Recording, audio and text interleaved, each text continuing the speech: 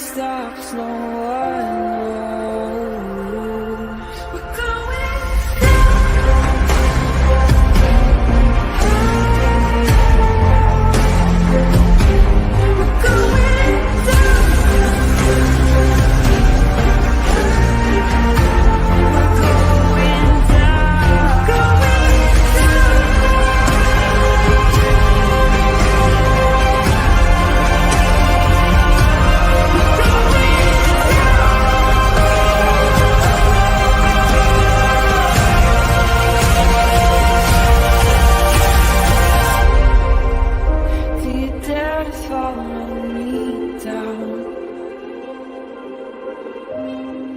head into the unknown.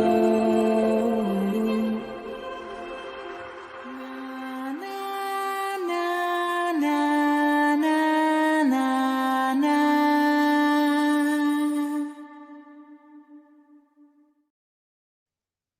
Good morning, everybody. Happy Wednesday. Happy hump day. I hope you guys are doing well. Welcome back to Criminality, or if this is your first time here, welcome to Criminality. We are covering the case of the state of Massachusetts versus Karen Reed in her retrial. We are on day number 27. We left off yesterday with no witness on the stand and Hank Brennan still being a little bitch. So that is where we're starting off today. Same old. Sleuthie is driving. So she will be here probably by the time I'm leaving, so we'll do a little switcheroo. So it's gonna play. I'm just gonna play it starting off with Lucky Lawford is taking the stand. So I'm gonna start it from there, and then when Sleuthie is back and ready to do a switcheroo, we can switch it. So good morning, everybody. I love criminal gooses. Welcome to all the criminal gooses. Hank better watch himself when he crosses Lucky. We're going to Canton if he doesn't. Better leave Lucky alone. All right, here we go.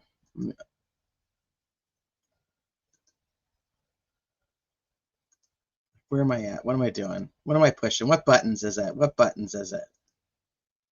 Hello, hello, Spring. Hello, hello, Spring. Hi, Jen. Hi, Gabby. What's up, Benz? Hi, Hoodis. Hi, Carry On. Hi, Jen. Indiana Girl. Hi, Shaz. Hi, Nanya. Scott, hi. Hi, ATS.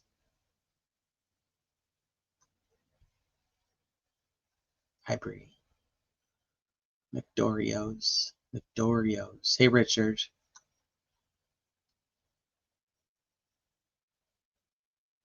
Somebody I thought I missed, but it skipped around. If I miss you, I apologize. Hey, with all. I wonder if he's gonna let Lolly cross. I don't know. He's feeling a little control freakish, so who knows what he'll do.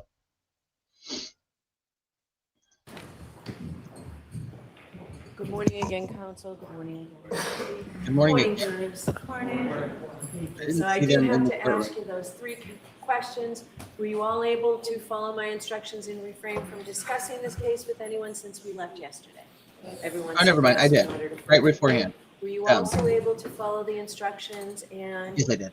Refrain from doing any independent research or investigation into this case? Everyone said yes or nodded affirmatively. Did anyone happen to see, hear, or read anything about this case since we left yesterday? No. Thank you very much. So is there a new witness this morning? Yes. Good morning, Your Honor. Morning. The defense calls Brian Laughlin. Okay. Okay, so can you hear it okay? And that's my first question. And number 2, do you want closed captioning on or off?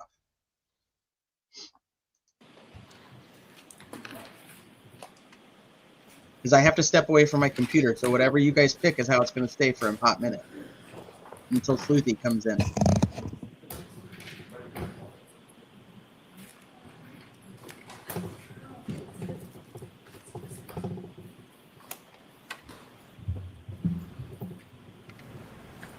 you're going to step up, face the clerk, and raise your right hand.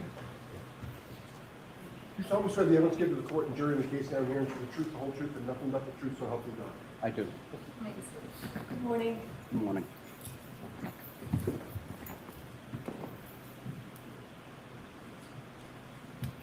May I proceed, Your Honor? Yes. Good morning, sir. In a good loud voice, would you please state your name and spell your last name? Sure, it's Brian Loughran, Loughran. In what town do you live, sir? I live in Canton. Where did you grow up? In Canton, How long have you lived in Canton? all my life. Did you attend Canton Public Schools? Yes, I did. Through which grade? I graduated from Canton High School, What year did you graduate? 1990. Do you have brothers and sisters? Yes, How many? I have two brothers, one sister. What are their names? Christopher, Michelle, and Michael. And where do you fit in the order? I fit in between Michelle and Michael. You're the second youngest. Correct. How old is your brother Michael? Michael is 53. What does he do for work? He owns his own driving school, and he was a member of the select board. And you say he owns his own driving school. In which town? Canton, And you mentioned that he's a member of the select board for which town? town of Canton. And what is the select board in Canton? It's the governing body for the town. Having grown up in Canton, are you familiar with the Albert brothers? Yes, I am. Which ones? All of them. Can you name them? Brian, Chris, Brendan, Keith, Kevin, and Tim. Of those Albert brothers, whom do you know the best? Chris. How close in age are Chris and you? Very close. I believe I'm 2 years older than Chris. How did you become familiar with Chris? I went to elementary school, I went to middle school, and then he graduated from a different high school. Was there any other relationship between the two of you beyond being classmates? Yes, eventually I ended up working for Chris, delivering pizzas. How old were you approximately when you started delivering pizzas for Chris Albert? About 26. Do you remember the name of his pizza establishment? Yes, D&E Pizza, Where is that located? Canton Center. How many years did you deliver pizzas for D&E Pizza and Chris Albert? About 8 years. Prior to January 29th of 2022, were you friendly with Chris Albert? Yes, You previously mentioned that your brother Michael is a town selectman. What political office does Chris Albert hold? Chris Albert is also a select board member. And Chris Albert is Brian Albert's brother, obviously. Yes, So your brother and Brian Albert's brother are both town selectmen together. correct. How did you become familiar with Kevin Albert? Through D&E Pizza and And I'm interact. sorry, you said through D&E Pizza? Yes. And interactions with the DPW, doing details and stuff. Okay. First, with regard to D&E Pizza, you said there were interactions with Kevin Albert relating to that pizza shop. What type of interactions? He would come in, I'd be, friendly, I'd say hello, or there'd be deliveries to the Alberts residents, and I would, make those deliveries. You mentioned the DPW. I didn't ask you what you did for work, sir. What do you do? I work for the DPW, I work in the Highway Division. And the DPW stands for Department of Public Works? Yes, For which town? town of Canton. And what are your duties, or strike that, around January and late January of 2022, what were your duties for the DPW? I would plow.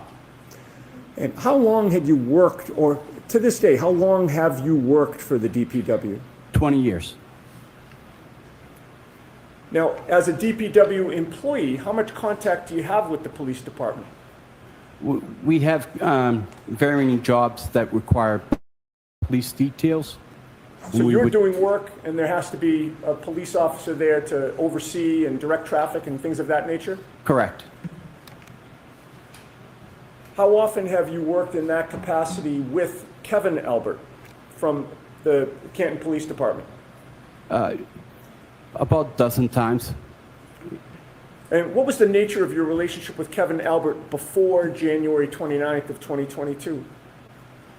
Through D&E Pizza, I would, the Alberts usually had family functions on a weekend, and I would make deliveries. Can these last few jurors hear the witness? I just want to make sure everybody can hear. Okay. Now, what was how did you become familiar with Brian Albert? Again, through D&E Pizzas and deliveries Deliveries where? to his residence. Do you know what his residence is or what the address is? I do. What is it? 34 Fairview Drive. What was your understanding of what Brian Albert did for a living? My understanding, he was a police officer for the city of Boston. Now, you say that you made deliveries to 34 Fairview Road. How often, and was there a particular day of the week that you delivered more than others?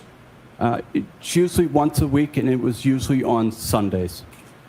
And that was to 34 Fairview Road? Correct. As of January of 2022, how many decades had the Albert family lived at that address, if you know? As far as I couldn't give you a year, but I know as long as I've been in Canton, they've lived at that residence. All right, now directing your attention to January 28th and 29th of 2022, were you on duty as a snowplow driver that night and early morning? Yes. When did you learn that you would be on duty? Early January 28th, we were notified that we had a 2:30 start time. And that would be 2:30 a.m. A.M. on January 29th? Yes. How did you learn that you would be on duty? Our supervisors for the DPW would notify us. Who was your supervisor? William Walsh. And what instructions were you given in terms of when you were to report? We were to report at 2:30 in the morning and prepare our trucks for plowing. What time did you actually get to the DPW that morning? I got there about 2:15. And when you say you got there, where did you go? 160 Bolivar Street. And is that Bolivar? Yes. What is 160 Bolivar Street? It is the DPW garage. And when you go there, is there a requirement that you punch in? Yes. Did you punch in those early morning hours? Yes. Who was there when you got there? Other DPW employees and William Walsh. William Walsh being your supervisor? Yes. Were you assigned a specific route those early morning hours? Yes. What route was that? Route 11. What streets does Route 11 encompass? Route 11 encompasses Cedar Crest from Dedham Street to the end. It encompasses everything from Kings Road to Chapman Street. And streets in between as well? Yes. And what street is in between Cedar Crest and Chapman? There would be Spring Lane and Fairview. What truck or snowplow were you assigned in those early morning hours? I was assigned Truck 30. And does that have a particular nickname? Yes, it's considered a Franken truck. You said Franken truck, Yes. like Frankenstein. Yes. Why was it nicknamed Franken truck? It was a very uncomfortable truck, and it had a lot of mismatch of parts to make it more convenient for the drivers. I'd like to show you some photos, sir. Okay.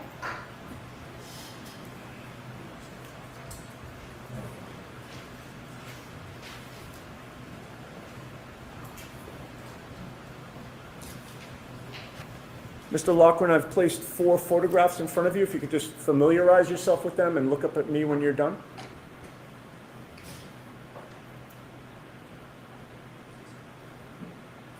Do you recognize what is depicted in those photos? Yes, I do. And did you take those photos? I did. at my request? Yes. What do those photos depict? They depict the inside of truck 30 or Franken truck.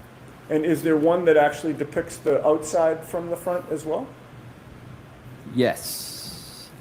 Do Yes. those photos fairly and accurately depict Franken truck as it looked on or about January 29th of 2022? Yes.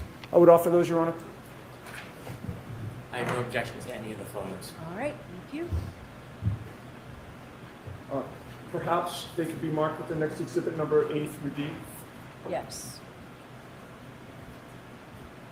And once that's done, you can feel free to publish. Thank you very much.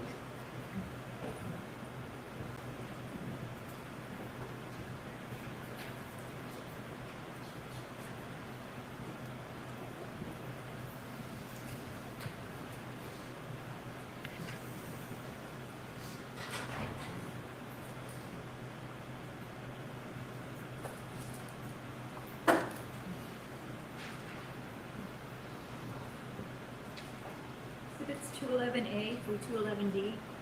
Thank you. And with the court's permission, Mr. Wolk, if you would publish them one at a time in the order we discussed. I imagine that is 211A, Madam Court Reporter? Ms. Gianetti, why don't you take the photos so you'll know what Oh. they are? Great idea.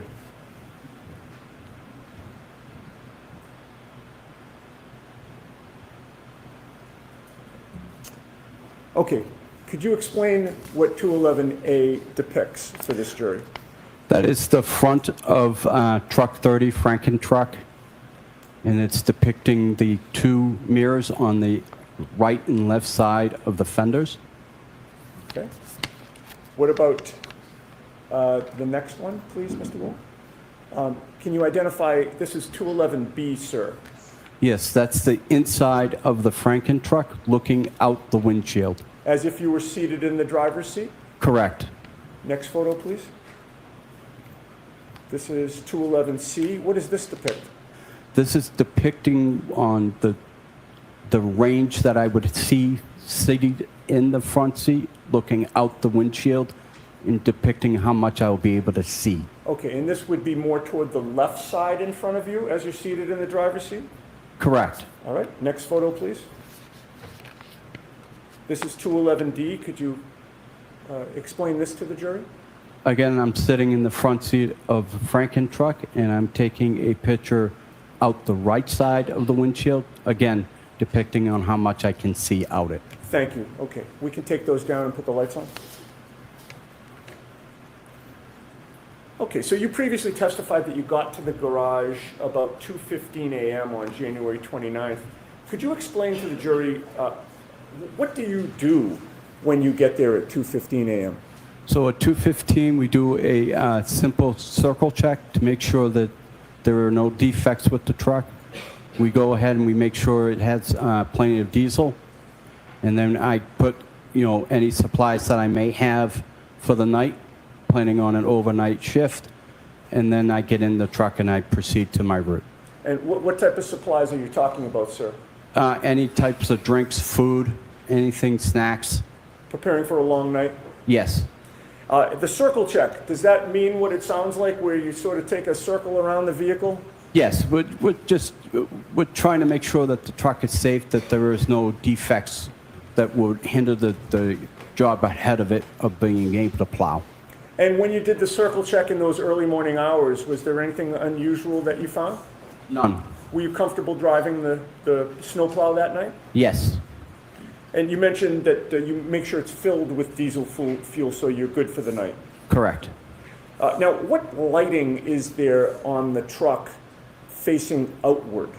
I have 4 lights. I have the initial headlights, and then I have 2 plow lights that are on either side of the fenders. And And then I have marking lights, and then I have work lights in the back for the sander. Okay. If you recall the one photo that showed the truck from the outside, were the 2 plow lights visible in that photo? Yes, they were. Were the headlights visible in that photo? Yes, they were. Could we display that one more time, Your Honor, to have him point that out? Is there a pointer there, sir? No, there is not. Okay. Could you describe on 211A where those plow lights are? Plow lights are just above the grill on the right side and left side. Okay. And would it be fair to say the plow lights appear to be a clear lens and then an orange lens on either side? Yes. And the headlights, sir, where are those located?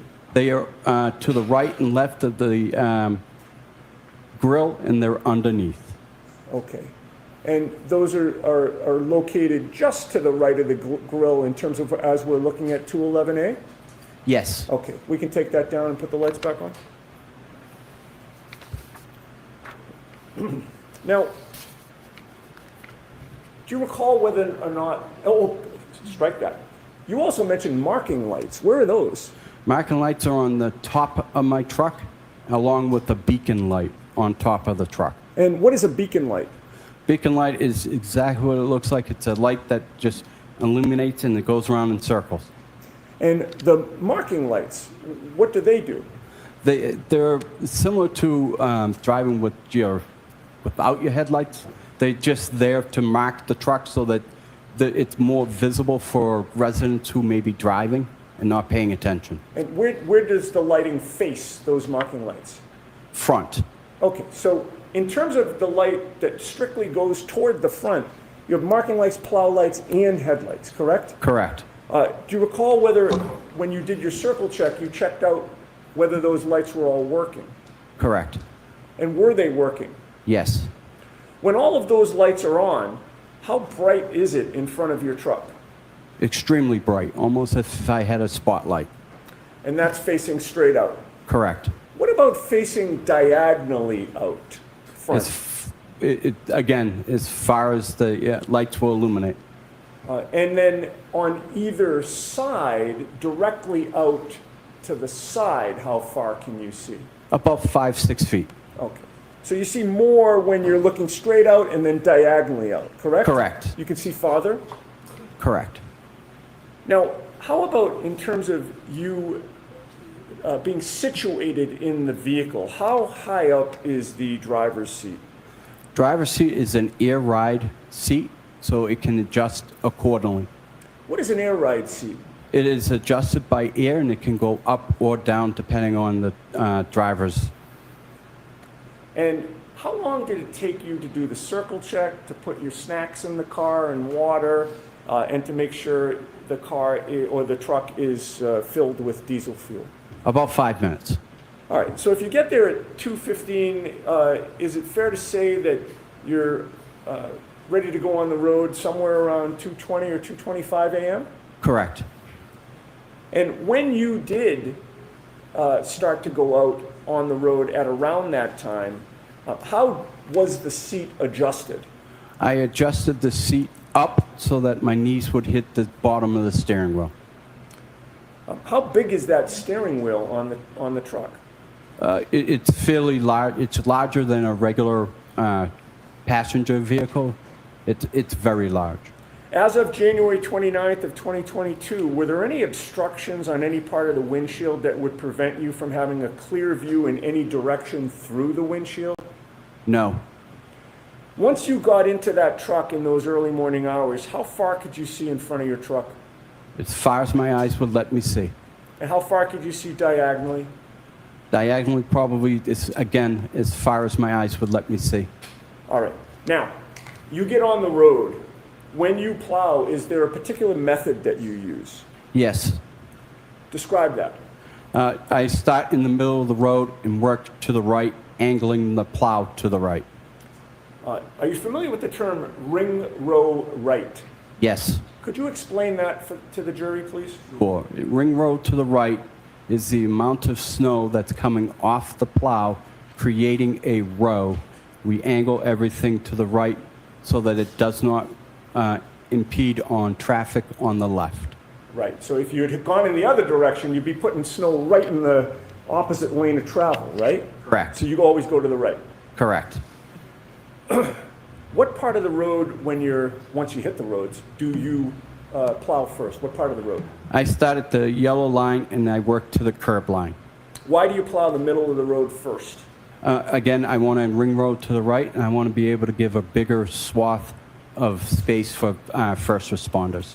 And generally, after going up a street or a road that you plow, when do you come back down the same street? Immediately after I'm done. Now, you mentioned Route 11, your route that night. You mentioned that it takes you to Cedar Crest. Correct. Once you leave the DPW garage to go on your route, Route 11, how long does it take you to get to any part of Cedar Crest? About 10 minutes. May we display actually, it's Exhibit 49. Do we have access to Exhibit 49? What is it? It's just a map. Okay. And if we can't put our hands on it quickly, I can just display it on the screen. Is it in evidence? It is. You can put it Okay, on the thank you, screen. Ron. If you put up Exhibit 49 and maybe zoom in so we just see, well, I think it is as zoomed in as it's going to go. Is that true, Mr. Wilk, to get okay. Maybe zoom in on the top part of the map, if you would. Perfect. All right. So are you able to see that map from where you are? Yes, I can. And by the way, do you wear corrective lenses? Yes, I do. What do you wear? I wear glasses, and when it's inclement weather, I wear contacts. So on the night in question, when you went out on your route that night, were you wearing glasses or contacts? Contacts. What are you wearing today? Contacts. You've testified in a prior proceeding regarding this matter last year, correct? Yes. What did you show up with that day? Glasses. And what's your difference? What is the difference in your ability to see the screen with your glasses or your contacts? My contacts makes things a little bit more brighter, allowing my eyes to see better You have with more the difficulty contacts. seeing distances with your glasses? Correct. All right. Any problem seeing that screen here today? None. All right. What does that depict? That depicts my route. Cedar Crest, Dew Lane, Spring Lane, and I'm not able to read the one underneath Spring Lane. Just Certainly it's a portion of your route, correct? Yes. All right. Now, you see where it says Cedar Crest, right? Yes. And you see the red dot there? Yes. Does that red dot refresh your memory or orient you, I should say, as to what road that red dot is on? Yes. And what road is that? That would be Fairview. All right. Now, when you hit Cedar Crest Road, are you in that area of Cedar Crest, or are you in a different area of Cedar Crest when you first come upon Cedar Crest Road? When I first come on, I'm coming in at the beginning of Cedar Crest, which is at Dedham Street in Cedar Crest. Okay. And how long a road is Cedar Crest before you get to the area of Exhibit 49? I would say that's about a mile and a half. And how long does it take you to plow Cedar Crest before you get to this area on January 29th of 2022? About 10 minutes. All right. How much of that mile and a half or so stretch of road did you plow when you first encountered it? I plowed the entire street. If we could zoom out, please. All right. And when you're driving on Cedar Crest Road, are you driving toward that red, Fairview Road that you've identified? Yep. Coming in from the right portion of the map or the left portion of the map? I'm coming from the right side of the map. All right. And so you start about a mile and a half down the road to the right, which is off this map, correct? Correct. And you say it takes you about 10 minutes to get to the area of Fairview? Yes. So would Fairview be on your right or your left when you first encounter it? On my left. And when you hit Fairview Road that first time, what do you do? I go all the way to the very end of Cedar Crest, turn way? around in the cul-de-sac, and then head back up towards Fairview. Okay, so you're passing Fairview on your left, Yes, plowing further, and then turning around and plowing back? yes. And when you came back to the intersection of Cedar Crest and Fairview, what did you do? I take a right.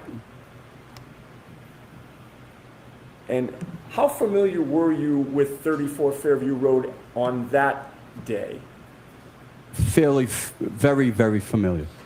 having delivered pizzas there for years? And then having grown up in that neighborhood. Were you friendly with the Alberts growing up? Mostly with Chris, but, I was cordial with the boys. All right. And when you entered Fairview Road from Cedar Crest for the first time on your route, would 34 Fairview be on your right or your left? On my right, And can you give the jury your best estimate of when, or what time was it when you first encountered 34 Fairview Road on January 29th of 2022? about 2:40, 2:45 That would be AM? a.m. And when you were passing 34 Fairview Road or encountering it at that point, what did you know about who lived there? I knew the Alberts lived there, and I knew that Brian Albert was a police officer, first responders. Now, aside from the lighting on your truck, were you aware of whether there were any streetlights in the area of 34 Fairview? Yes, Could you describe those? sure. There's one before you get to 34 Fairview driveway, and there's one after Fairview's driveway. Do you have a memory as to whether or not those streetlights were working on January 29th of 2022? I do not have a memory of that. But in any case, how much of the lighting of your Franken truck was illuminated at that time? All my lights were working. So you're now driving up Fairview Road, and 34 Fairview's on your right. Taking into account the lighting conditions that existed, especially on your truck, how much of the front lawn of 34 Fairview could you see? I could see all the way to the front door. What obstructions were there at the time when you first passed the Alberts residence? None. Were you familiar with the area of the flagpole on the left side of the property? Yes. Now, when you are plowing, sir, where is your attention focused? My attention's focused out the front window, to the right and to the left. Why? I am looking for pedestrians. I'm looking for residents that may be backing out, not aware that I'm there, and God forbid, animals. How much of the time that you're plowing are you scanning the road? All the time. Now, as you're passing 34 Fairview, could you see the area of the flagpole at 2:45 in the morning, sir? Yes. What was on the ground on the Alberts lawn at that point in the area of the flagpole? Nothing. Did you see a 6'1", 216-pound man lying on that lawn? No. Now, after plowing Fairview with the Alberts residence to your right, what do you do? I go to the very end, take a left on Chapman Street, back down Chapman Street, and then take a left back onto Fairview. And are you plowing the whole time? Yes. So you get to, in this diagram, Exhibit 49, we don't have to turn the lights off, I think we can see it. You're traveling in a down direction, correct? Correct. And you would hit Chapman Street, is that fair to say that's at the bottom? Correct. You do some type of three-point turn and go back down Fairview? Yes. How long does it take you to get from 34 Fairview the first time to get to Chapman Street? Maybe 5-10 minutes. And then how long does it take you to get from Chapman Street back down so that you're now passing 34 Fairview again? Again, about 5-10 minutes. And when you're coming back down, what side of the road is 34 Fairview? On my left. When you pass 34 Fairview at that time, are there any obstructions preventing you from seeing the front lawn? None. Was there any difference in the lighting on your truck when you were coming back down? No. Where is your attention focused when you're passing 34 Fairview on your left? Again, out the front, right and left. And how much of that front lawn are you able to see on 34 Fairview when you're coming back down from Chapman? I can see everything. I can see right up to the front door. What did you see on the front lawn of 34 Fairview on January 29th of 2022 when you're making the second pass by 34 Fairview in the area of the flagpole? I saw nothing. All right, now, you've made an up and down pass, sir, correct? Yes.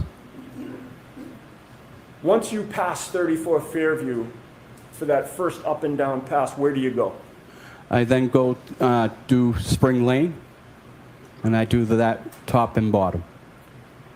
And is there a point in time when you come back to the area of Fairview Road? Yes. That second time now that you're coming back, I'm counting the up and down pass as the first time. Okay. You with me? Yep.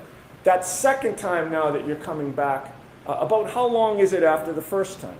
About 45 minutes. So now it's about what time that you're coming for the second time to this area? 3:30. And when you come back to the area of Fairview Road, this second time, are you on the Cedar Crest side, which is on the top of Exhibit 49, or the Chapman side, which is on the bottom of Exhibit 49? I'm on the Cedar Crest side. And when you approach it from the Cedar Crest side, are you approaching from the same direction that you did for the first time up and down pass, or a different direction? Same direction. All right, so you're now coming down Cedar Crest again, correct? Correct. Fairview's on your left. Yes. Did you take that left, or did you do something else?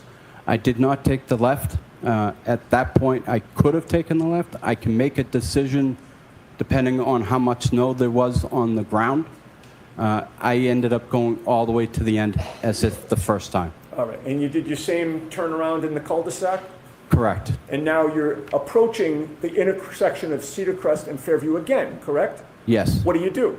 I take the right onto Fairview. How was the weather at 3:30 in the morning when you're now in that area of Fairview and Cedar Crest? It's snowing fairly hard now. Do you recall how much snow was on the ground at that point? Maybe 2-3 inches.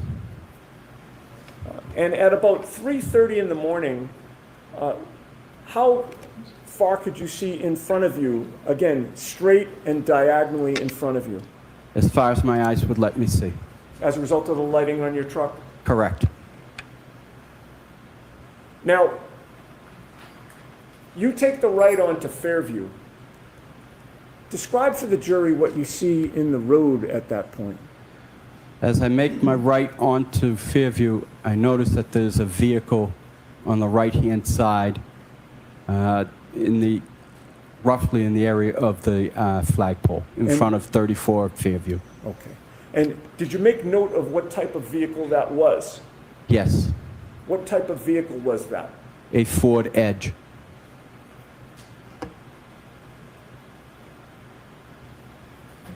What direction was that vehicle parked when you saw it? It was parked nose going up Fairview. Toward Chapman? Yes, So you're coming up from behind it?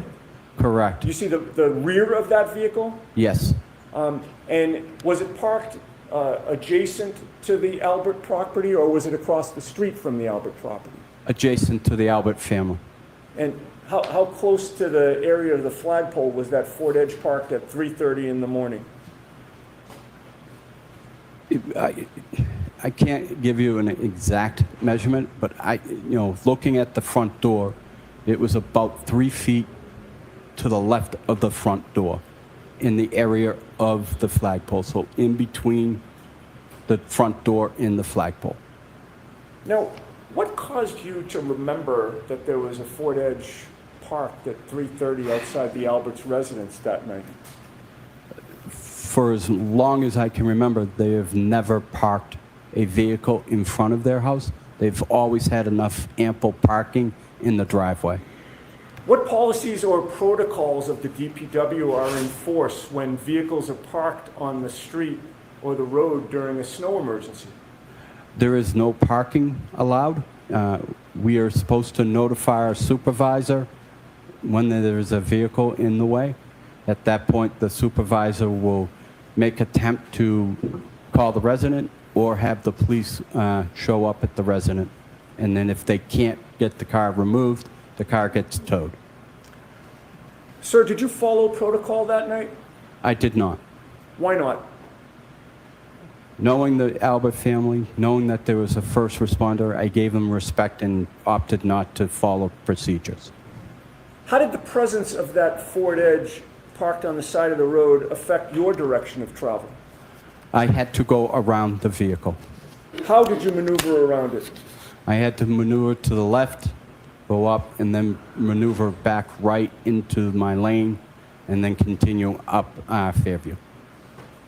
And at any point when you were maneuvering to the left and then angling back to the right, could you see part of the front lawn of the Alberts? Yes. Were you able to see any part of the area around the flagpole? Yes, as I maneuvered back right. And when you maneuvered back right and saw that area, what, if anything, did you see on the ground in the area of the flagpole? I saw nothing. All right. So now you've passed 34 Fairview again. Where do you go? I go back to the top of Chapman, and again I do a left and a right and head back down Fairview. Another 3-point turn.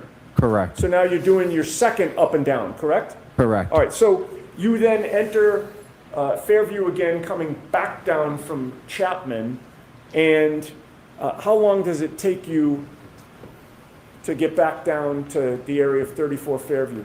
Again, about 5-10 minutes. Now, you are now approaching 34 Fairview, and it's on your right or your left this time. Again, it's on my left. What, if anything, did you see in the road at that point? Again, I saw the Ford Edge in the road. Now it's on your left side? Yes. Did it appear to be in the identical position as when you came up the street toward Chapman? Yes.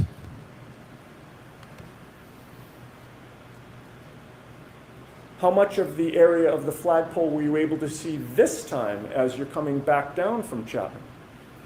It was obstructed, so I wasn't able to see as much as the first time, but I was still able to see the flagpole. What did you see on the ground in the area of the flagpole at now 3:35, 3:40 in the morning? I saw nothing. All right, so now you've done your second up and down pass, correct? Correct. Where do you go? I go back out onto Cedar Crest and I continue to do the rest of my route. Now, at this point in time, did you do more of your route or spend more time away than you did between the first and second time? I did more of my route staying away from Fairview. And about how long did it take you before you came back to the area of Fairview Road? About 3 hours. So what is your best estimate of this third time that you're now approaching Fairview Road? About 6:15 And that'd be AM a.m. on January 29th? Yes. Now, this time when you approached Fairview Road, did you come from the Cedar Crest side or the Chapman side? I came from Chapman Street side. And when you turned, did you turn left or right from Chapman Street to get down to Fairview? I turned right. And once you turned right, did something unusual happen? Yes, I noticed there were blue lights behind me, forcing me to pull over to the side of the road. Did you recognize the vehicles that had, or vehicle? I didn't ask you if there was more than one, but did you recognize what type of vehicle or vehicles there were? Yes, they were police vehicles. Which vehicle was traveling more quickly, the police vehicle or Franken truck? The police vehicles. What were you doing with your snowplow after the police passed you? I continued down Fairview. Coming down Fairview, did you actually lose sight of the police cruiser that had passed I you? did. How many side streets are there when you're coming down Fairview from Chapman Street? 3. What are they? Wyndham, Old Ridge Hill, and then Carriage Lane. Now, you're now coming down Fairview Road. What did you notice ultimately in front of you in the road? I noticed the police cars had the road blocked off and preventing me from going to Cedar Crest. And with regard to the lighting on those police...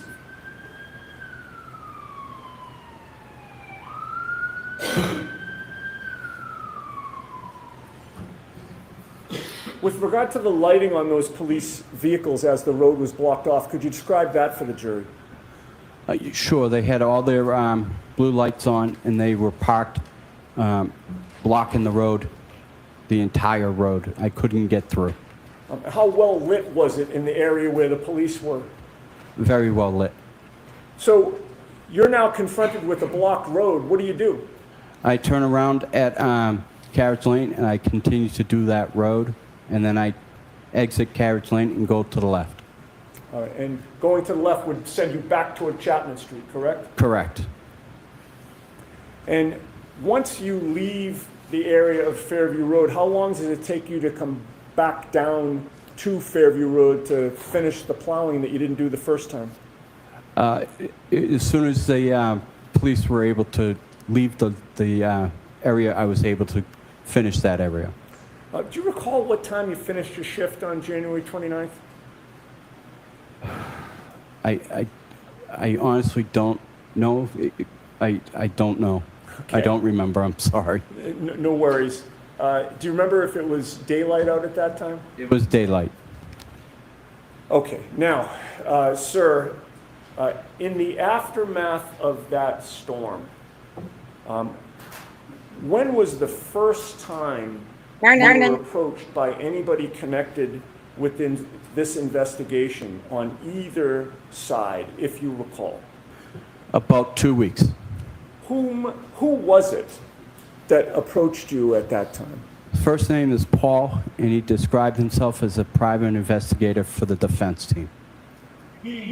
Prior to hearing from the defense private investigator, had you ever heard from anybody from any police department whatsoever? No, Do you know who Michael Proctor is? I do. Objection. What? And did Michael Proctor ever call you or contact you at all in those 2 weeks? No, Why am I echoing? Where did the defense investigator approach you, if you recall? he approached me at my place of work, which was at the Canton Ice Rink, Metropolis Ice Rink. And what were you doing at the ice rink? I was operating the Zamboni. Now, without telling us what you told him, did you speak to the defense investigator? Yes, I did. And at some point, did you do something with the defense investigator? Yes, I met him for a second time at the Kennedy School, and then we both drove my route. Testing. Skipping Why ahead am to I- the next year, sir, 2023, were you approached by law enforcement officers who were not Canton Police or Massachusetts State Police? Yes, Without telling us what you told them, did you speak to them? yes, Before speaking to them in 2023, had you ever heard from former Trooper Michael Proctor or anybody from this investigation from the State Police or Canton Police? no,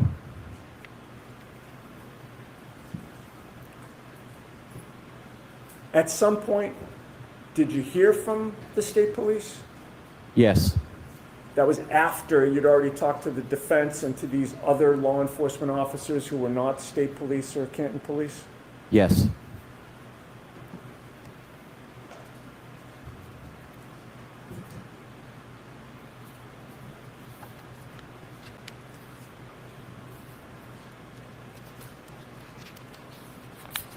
And sir, how clear is your memory about what you saw or didn't see in the early morning hours of January 29th of 2022 in the area of 34 Fairview.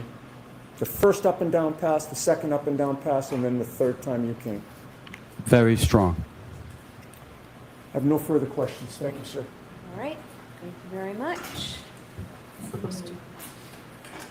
The exhibit, Oh, I'm sorry.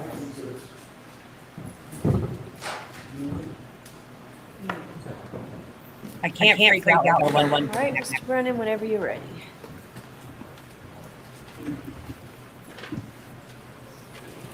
Good morning, sir. Good morning. Have you and I met before? No, sir. This is our first time speaking. Yes, sir. Sir, you say that your memory from that night is very strong. Would it be fair to say that before today, you've talked about this case many times? Yes. You've interviewed with different law enforcement people as well as civilians and attorneys, haven't you? Correct. I have not been one of them. No, you have not. And is it fair to say that when you've recounted that night as far as times and what you saw, many times your memory has changed? Is that fair to say? It has not. You spoke to a private investigator on behalf of the defense shortly after that night. Yes. Was that the first time that you spoke to somebody about what you had seen or not seen? Yes. That is the first time? Yes. Inevitably, I want to see if this helps. Okay, now I'm not echoing. So I wonder if T on her thing, I mean, I'm not echoing for me. Am I echoing for you guys? Because I'm wondering if she has us pulled up twice or something.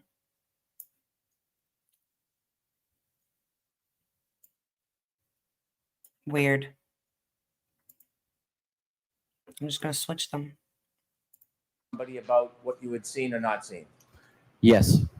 That is the first time? Yes. Inevitably, over time, you have given statements to at least 4 different people, correct? Correct. And you've testified in court under oath. Correct. During the pendency from that night until today, it's fair to say there are many times where you have been intimidated, isn't it? No. You've been threatened. Nope. You were aware, sir, How this is allowed, I have no fucking clue.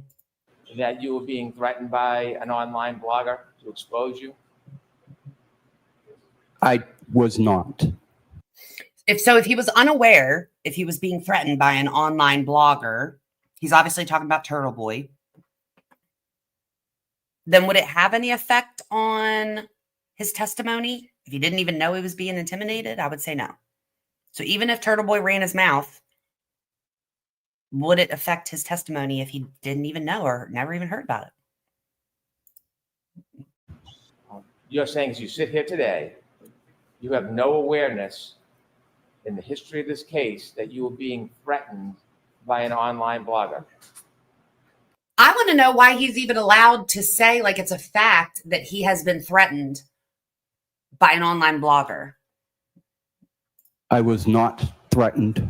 So he says, I was not threatened. That should literally end it. You shouldn't be able to keep asking, but are you aware that you were threatened? By an online blogger. Was the online blogger threatening or saying that he would expose you and tell He personal said he wasn't things about threatened. you if you weren't helpful? He said he wasn't He threatened. was not threatening. Let's remove the word threatening. Was the person communicating and making clear to you that if you didn't testify in a certain way, there would be some consequence to you?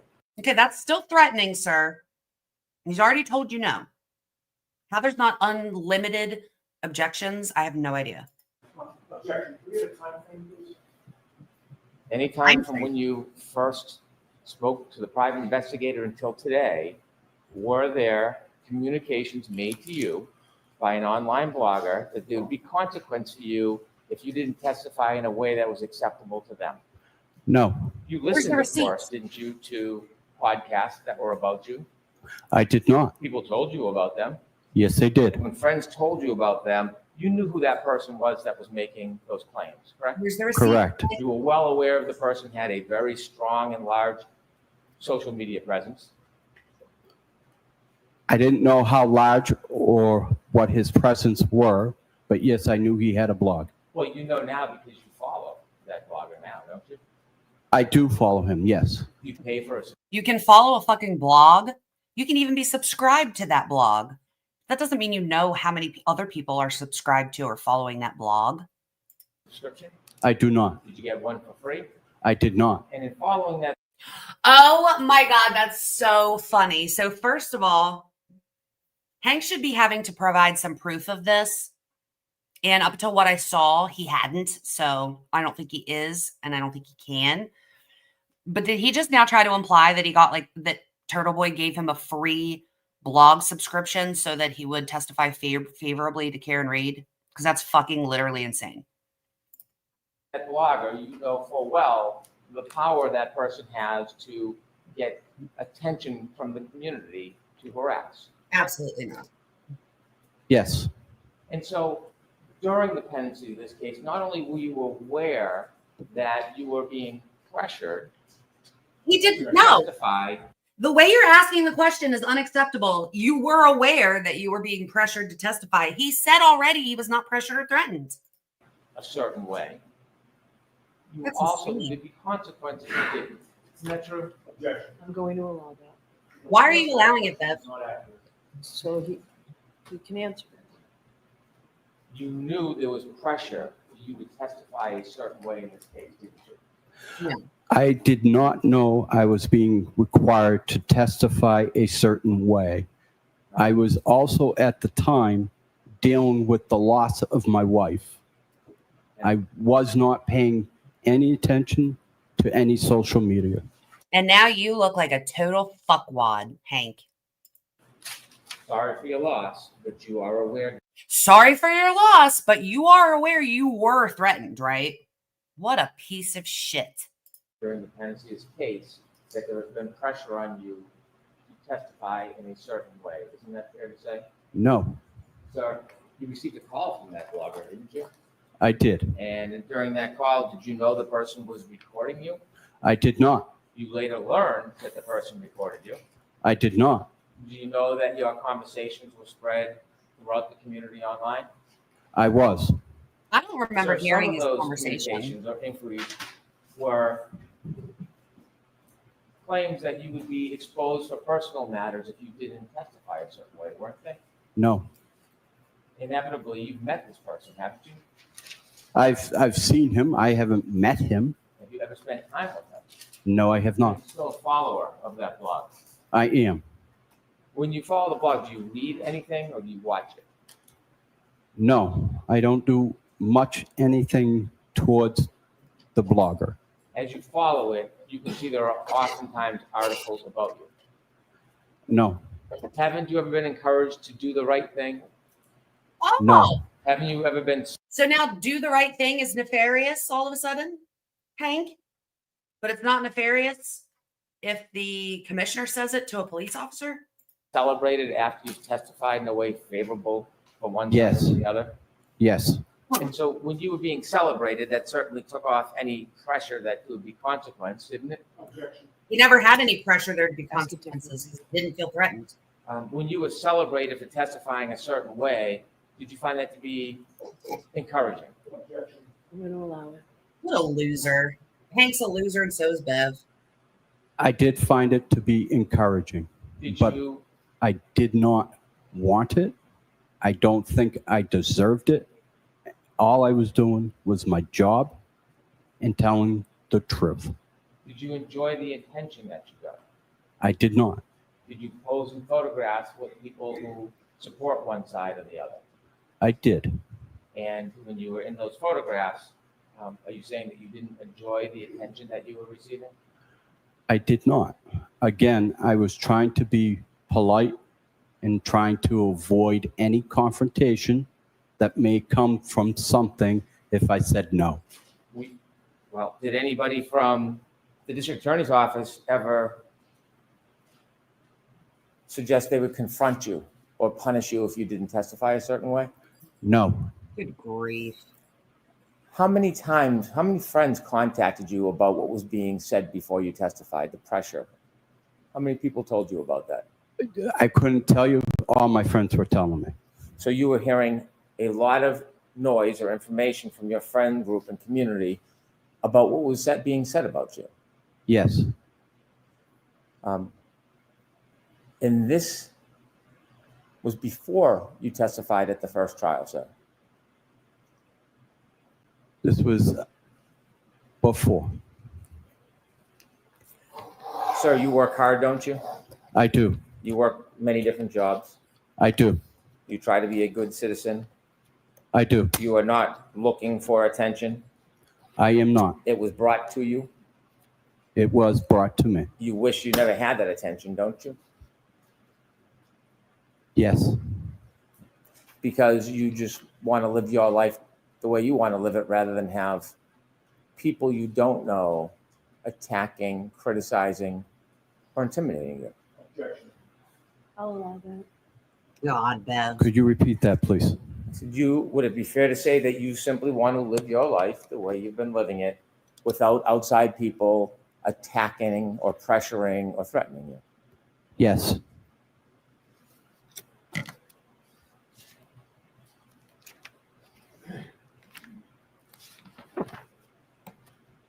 On June 15, 2023, you were contacted by the defense private investigator, weren't you? And you may not know the dates. Were you contacted twice by the private investigator? I would need to know what time frame we're looking at. Fair enough. By the way, the blogger that I speak of, do you know if he is friendly or supports one side over the other? I know he is friendly towards one side, yes. Okay. The side sitting in the back of the room? I would say the defense team. You've interacted with a private investigator hired by the defense? Yes. Have you also interacted with any of the attorneys? Yes. Which attorneys have you interacted with? Mr. Yannetti. Have you contacted or have you spoken to any other attorneys other than Mr. Yannetti? Just Mr. Yannetti. How many times have you spoken to Mr. Yannetti? Again, what are we talking? First trial, this trial? The entire time from that night until today. Can you remember how many times that you've About spoken? 5 times. How many times have you gone in to be interviewed by him? 4 times? During those interviews, were they spaced out over the course of this case? Yes. What was the purpose of those interviews? To go over my testimony. When you went over testimony, were you ever shown prior testimony? Yes. Were you shown prior reports? No. Were you shown a prior investigator's report? Yes. Were you shown a prior report by a law enforcement agency that is not the state police and not Canton? Not by Mr. Yannetti. I saw that first document for the first time during the first trial. When you were discussing your testimony, was there a discussion about the fact that the times that you gave the private investigator were different than the report from that law enforcement agency? Could you repeat that question, please? When you were preparing the trial in those meetings, was it brought up, did you discuss that there was a difference in your memory, or at least in the reports, between what you told the defense private investigator and what you told that other law enforcement agency? No. Were you aware that there was a difference between the different statements attributing your memory as to time? The first trial, yes. When you were with the defense preparing for trial, did you go over your testimony? Yes. Go over questions and answers? Yes. Were you ever subjected to a make-pretend cross-examination about issues that were important in this case? No. Were you ever pointed to any particular issues that were important to talk about in this case?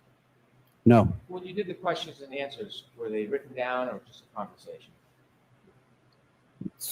Can you repeat that one, please? I'm sorry. When you went through the questions and answers in preparing, practicing for your testimony, were they written down? So ask it differently. When you were preparing for your testimony, were the questions and answers written down, or was it just speaking? Just speaking. Those 4 times that you met, is that a guess, or was it 4 times? It was about 4 times, yes. Could have been more? No. And during those 4 times, was there anything different other than going through questions and answers about testimony and preparation? Was there any other subjects you talked about? There were none. Did you ever receive any compensation, sir? I received none. Do you know whether people were sending you compensation that you didn't receive? No. You don't know? I never received anything. Were you given anything to bring home with you so that you could remember past testimony or some of the questions and answers that were going to be asked? No. How long were your meetings in preparation for your testimony? This dumbass literally just said, hold on.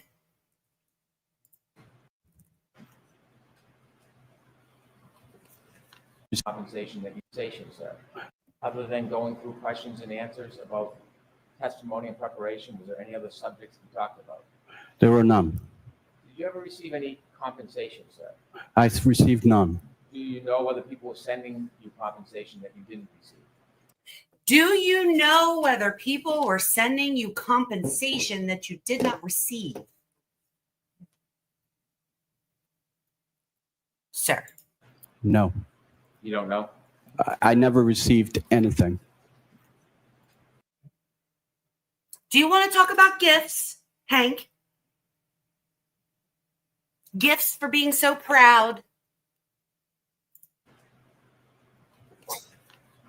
Were you given anything to bring home with you so that you could remember past testimony or some of the questions and answers that were going to be asked? No. How long were your meetings in preparation for your testimony? About 45 minutes to an hour. Were they all about the same time or were they different? When you came into court last year, it's fair to say this is after you became aware of essentially being targeted, correct? He can answer. He has already fucking told you that he didn't feel targeted. He did not feel threatened. He does not know what the fuck you're talking about. That if you can. Can you answer that, Mr. Lochran? I can. I don't ever felt like I was being targeted. Yeah. This was after you received all the information from your friends and people in the community that you were being attacked. What? What is happening? My crazy world? Well, because he needs the jury to hear this, so he wants it to be whatever he wants it to Crazy be. to me. This is crazy to me, though, because Yannetti's not going to be able to get up and say, there were a lot of accusations about witness intimidation. Have you ever been approached by the state police about the crime that is witness intimidation? Did they ever ask you any of these questions? Because Turtle Boy is not charged with intimidating him. No, well, because Turtle Boy doesn't intimidate him. Right. And he also can't. If there's anybody that Turtle Boy 100% supports, it's this guy. And it used to be Ryan Nagel, but he quit that after the confrontation. Well, yeah, look at how he behaved. Ryan. I mean, honestly, Ryan Nagel was not in court. He's like a totally different person than what we saw in court. I thought he was like a normal, nice piece of shit. Yeah. And so he also can't say anything. Yannetti can't say anything about the fact that the Commonwealth already, which is why I don't understand why this is even being allowed in. The Commonwealth right now, Hank is implying to the jury, and they're likely going to believe him, especially after Deborah said all the shit that she said. But he's implying to the jury. I feel like the defense is letting it in strategically to show like this guy's holding his own, and he has said repeatedly that nobody threatened him. He did not feel attacked. None of that's how he felt. and then they see Hank continuing to say it. So is the defense allowing this and not objecting so that the jury can see that Frank that Hank's a manipulating Bro, fucking rat? did you eat your breakfast? I just got done eating it. Yes, It needs to digest, I guess. I guess so. I'm Before we very, get to the big words. very sleepy today. I don't even know when you started, but it was good because by the time I came in here, it was about where I stopped watching. But Hank's allowed to say this, but what I don't understand is why, because the Commonwealth has already tried. Oh, wait, what I was originally saying was what he's implying to the jury, and they might believe, is that, and he's going to now do this with every witness. Karina, next, you can 100%, I would put my left thumb toe on it, that he's going to say to Karina, have you been threatened? Is there a blogger that's been writing about you? Has he been putting it on YouTube? I haven't been watching his YouTube shows since we've been live like full entire days. So I don't know. I don't know if anything's been said, but now every witness that comes up that is favorable to the defense. He talked about Karina Kolakithis 2 nights ago. Okay. So anybody that comes up that the defense calls who provides testimony that's favorable to the defense, this is going to be what he's going to say. He's going to imply over and over again with every single witness that they have been threatened or that a blogger, I don't want to say threatened, but threatened to like expose them on his blog or whatever if they didn't testify favorably to Karen Reed. So I don't know why he's allowed to imply that when the Commonwealth has already tried to. Turtle Boy's witness intimidation things are entirely separate. Although it's crystal clear now that the entire reason that they charged him was to be able to bring it up here. Well, Hank's been wanting to bring it up the whole time. That's why he had him on the list and everything else. He was going to try to do anything he could to put all this into evidence. Well, so he's now officially putting in Turtle Boy's blogs as evidence in this case. But again, that, like I said, how is it if Turtle Boy says do the right thing, that's witness intimidation. Yeah. But if Morrissey does do the right thing, that's just his job. Well, yeah, because prosecutors are supposed to seek truth. And so please assume that we are seeking the truth. And so when we say do the right thing, we mean tell the truth, even if it's bad for us. That's what Hank's been saying this whole time. You know, even if it were bad for the Commonwealth, we want you to testify truthfully or whatever bullshit he says. You're hiding all the people who actually will testify badly. Right. And so a grand jury has already heard what evidence they have to suggest that Karen Reed was working with the Turtle to intimidate witnesses, and a government body or whatever that could literally and do often literally indict people on the bare minimum. Yep. That's the saying that you can be in. The grand jury will indict a ham sandwich. Exactly, but they didn't feel comfortable agreeing with the Commonwealth that Karen Reed was intimidating witnesses. So why is he even allowed to bring this up right now? And also, Turtle Boy's charges, they have not been proven. They're simply accusations. There's nothing stopping the Commonwealth from withdrawing those charges, dropping those charges as soon as trial ends. So he's not been convicted of witness. He's not been convicted of intimidating anyone.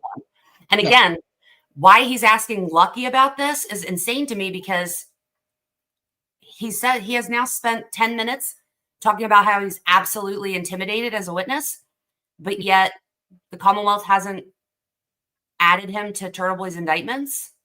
Right. I mean, come on. I mean, this is just pure desperation. It reeks of desperation. It's like, what am I going to do now? I'm going to default to the Turtle. Again, I don't feel like I was being, because I know that he's not going to be called, because he I wouldn't even be surprised at some point if that's said, if Hank mentions it, that he wanted to call him and he pled the fifth to imply something. Mhm. Targeted. Are you concerned I mean, after it this oughta be case nice. what happens with the blogger that you follow? No. It's also hilarious to me that Turtle Boy's in the courtroom right now. I know. He's smiling so You big. back talked there. He's about like, your "Loser." He knows meeting better. with the private investigator. The first time you met him, do you remember that meeting? Now we're moving on to the interview with the private investigator. Where's the receipt of what you just said over and over again? I want to see the harassment. I want to see where he says that he's going to beat up Lucky, kill him, or expose him for whatever. I want to see that right now. If he doesn't, I don't want to hear tell the truth, do the right thing. I want to see if you don't testify favorably to Karen Reed.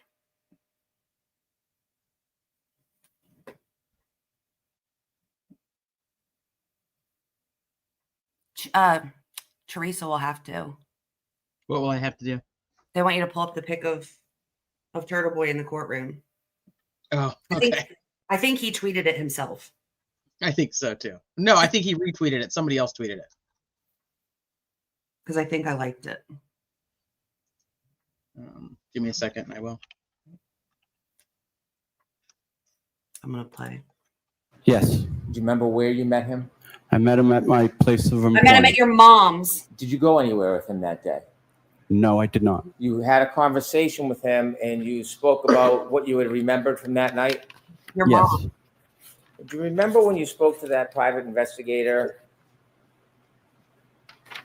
you weren't sure how many times you went up and down Fairview that night? That you had said 2 or 3? No, I told him I went up at 2:30 at 2. I told him at 3:30 I went up 2. Went up and down. And I told him about 3 hours later I went up and down. Excuse me, I went down and wasn't able to go around the police cruisers and had to turn around at Carriage Lane. You mentioned that you believe you told the private investigator that you went up and down at 2:30. Do you remember when you spoke to the private investigator, you actually said 3 o'clock? I don't remember the 3 o'clock. Show me the paper.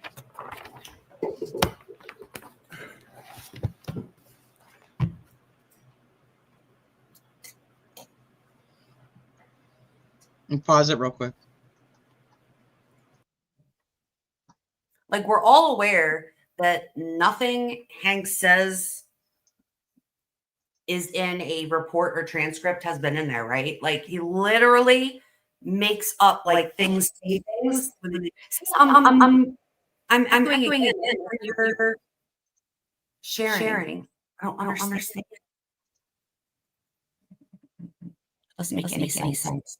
See, and to me, you're not echoing, so I don't know. Yeah, exactly. Oh my god, look at that. That's the shitty. I love it because it's like the face you make when you own Spanky's brain. I guess he did tweet it. I thought he retweeted it, but he did tweet it. He's got to be Hank or both. I think Hank is intimidated by Turtle Boy. I think he likes him. I think he's got a little crush. Hank is literally the worst. This attitude with meek and mild-mannered and kind witnesses that aren't arguing with him or fighting him is like the stupidest thing I've ever seen. Like, we've seen witnesses give attitude. This ain't it. He's one of the nicest, most consistent guys ever. And also, like, okay, so the time is wrong, right?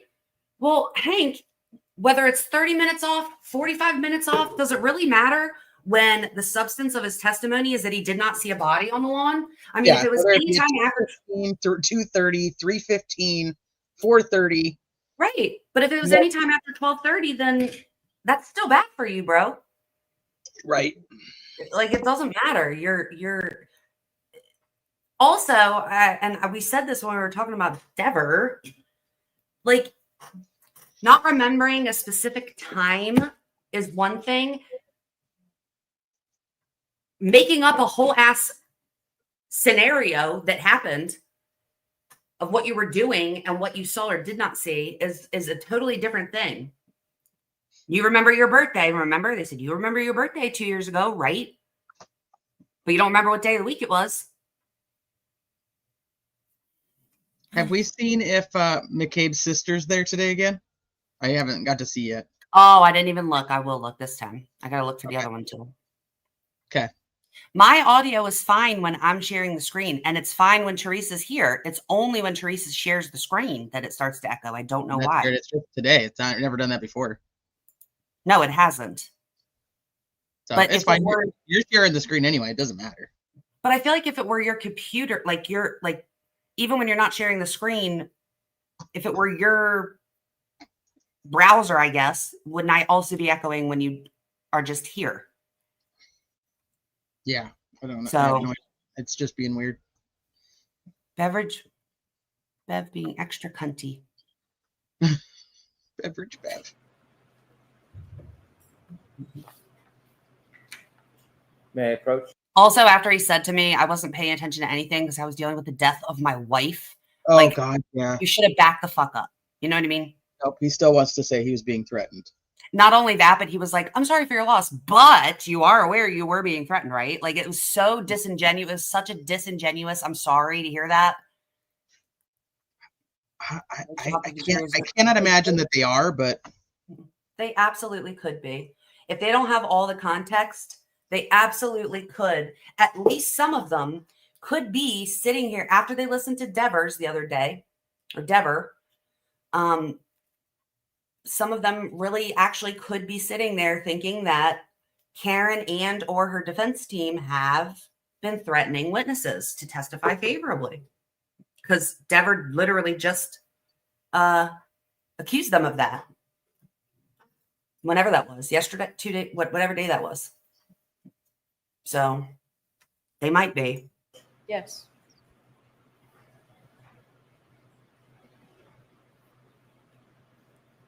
And before I do you remember you said that when you went on your second pass, it was around 3:15?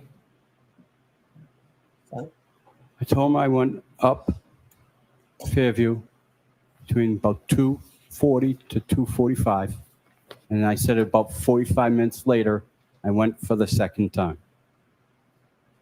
Okay. Okay. Now you had said 2:30, and you just now said 2:40 to 2:45, and then you said 45 minutes later. Yep. Okay.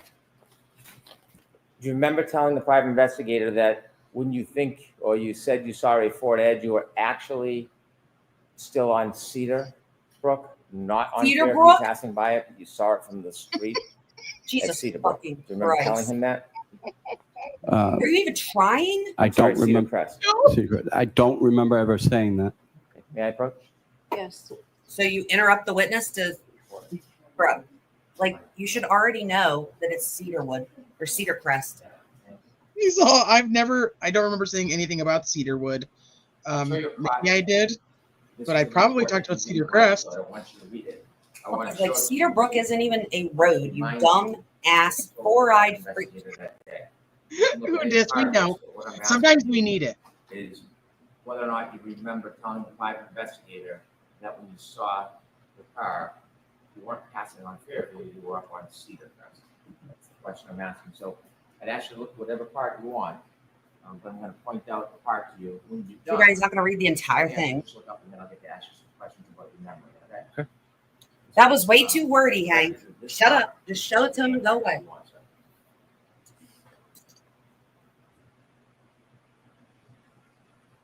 Read whatever part you want. And then, like, what?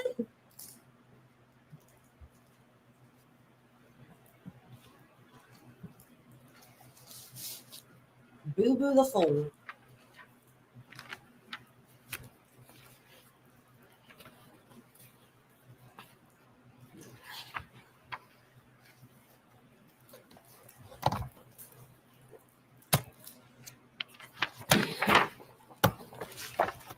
Oh, maybe he is reading the whole thing. He should.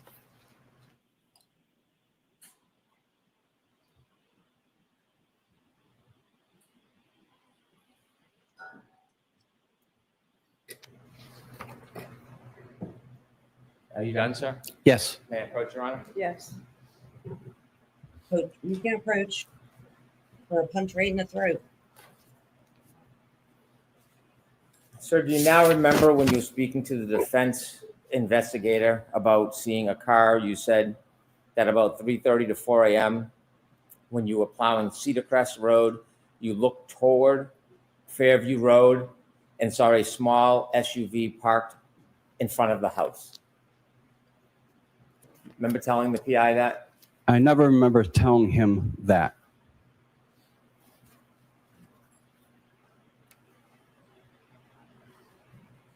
When you spoke to law enforcement, not the Canton Police or the state police, you understood it was important to be as accurate as possible?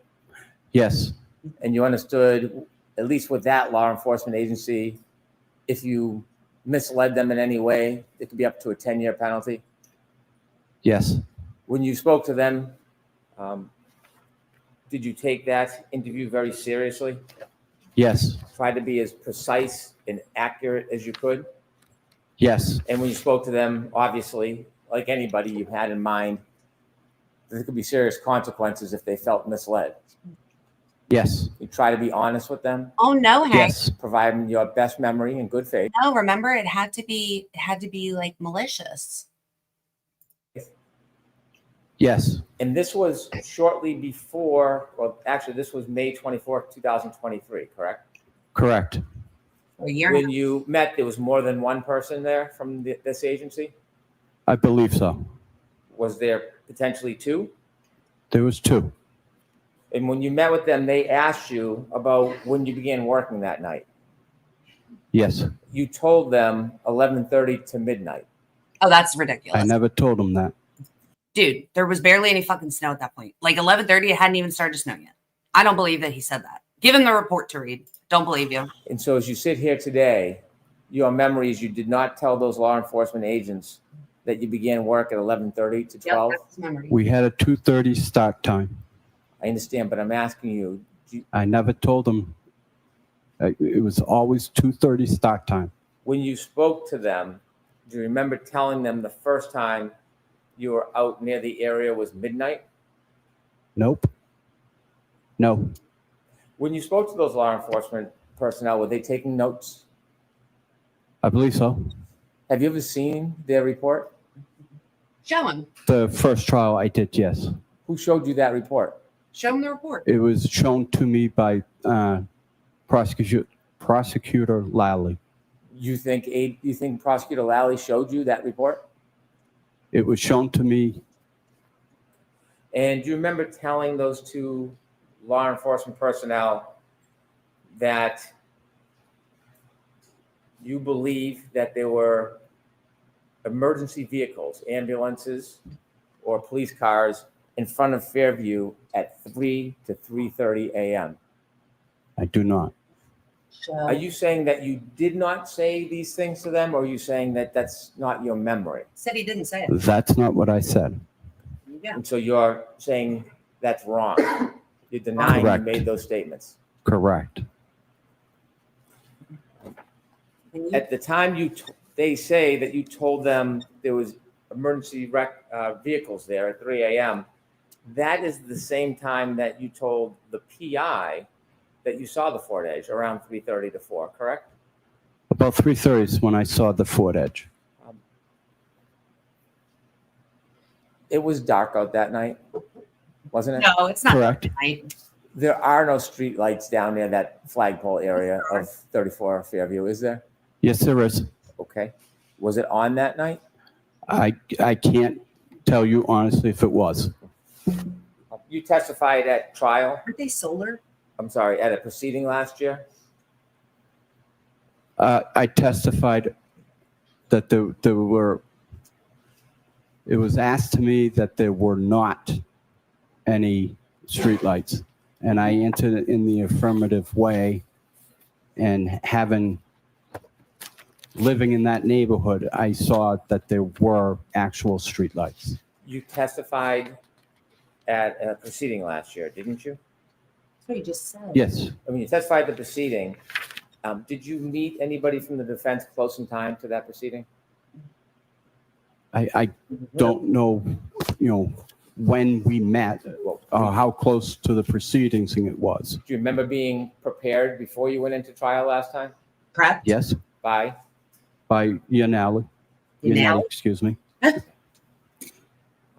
Oh, he's so cute. Do you remember telling the defense private investigator that you made your final pass at 6:30 a.m.? I remember I told him it was about 3 hours going down Cedar Crest and was not able to go to the end of Fairview due to the first responders. At trial last year, do you remember saying it was 5:30? I did. And today you had said about 6:15. Yes. Yeah, I don't care. You weren't timing anything on a watch for times, were you? I was not. You were not accounting in any way for time whatsoever when you were out that night, were you? No, I was not.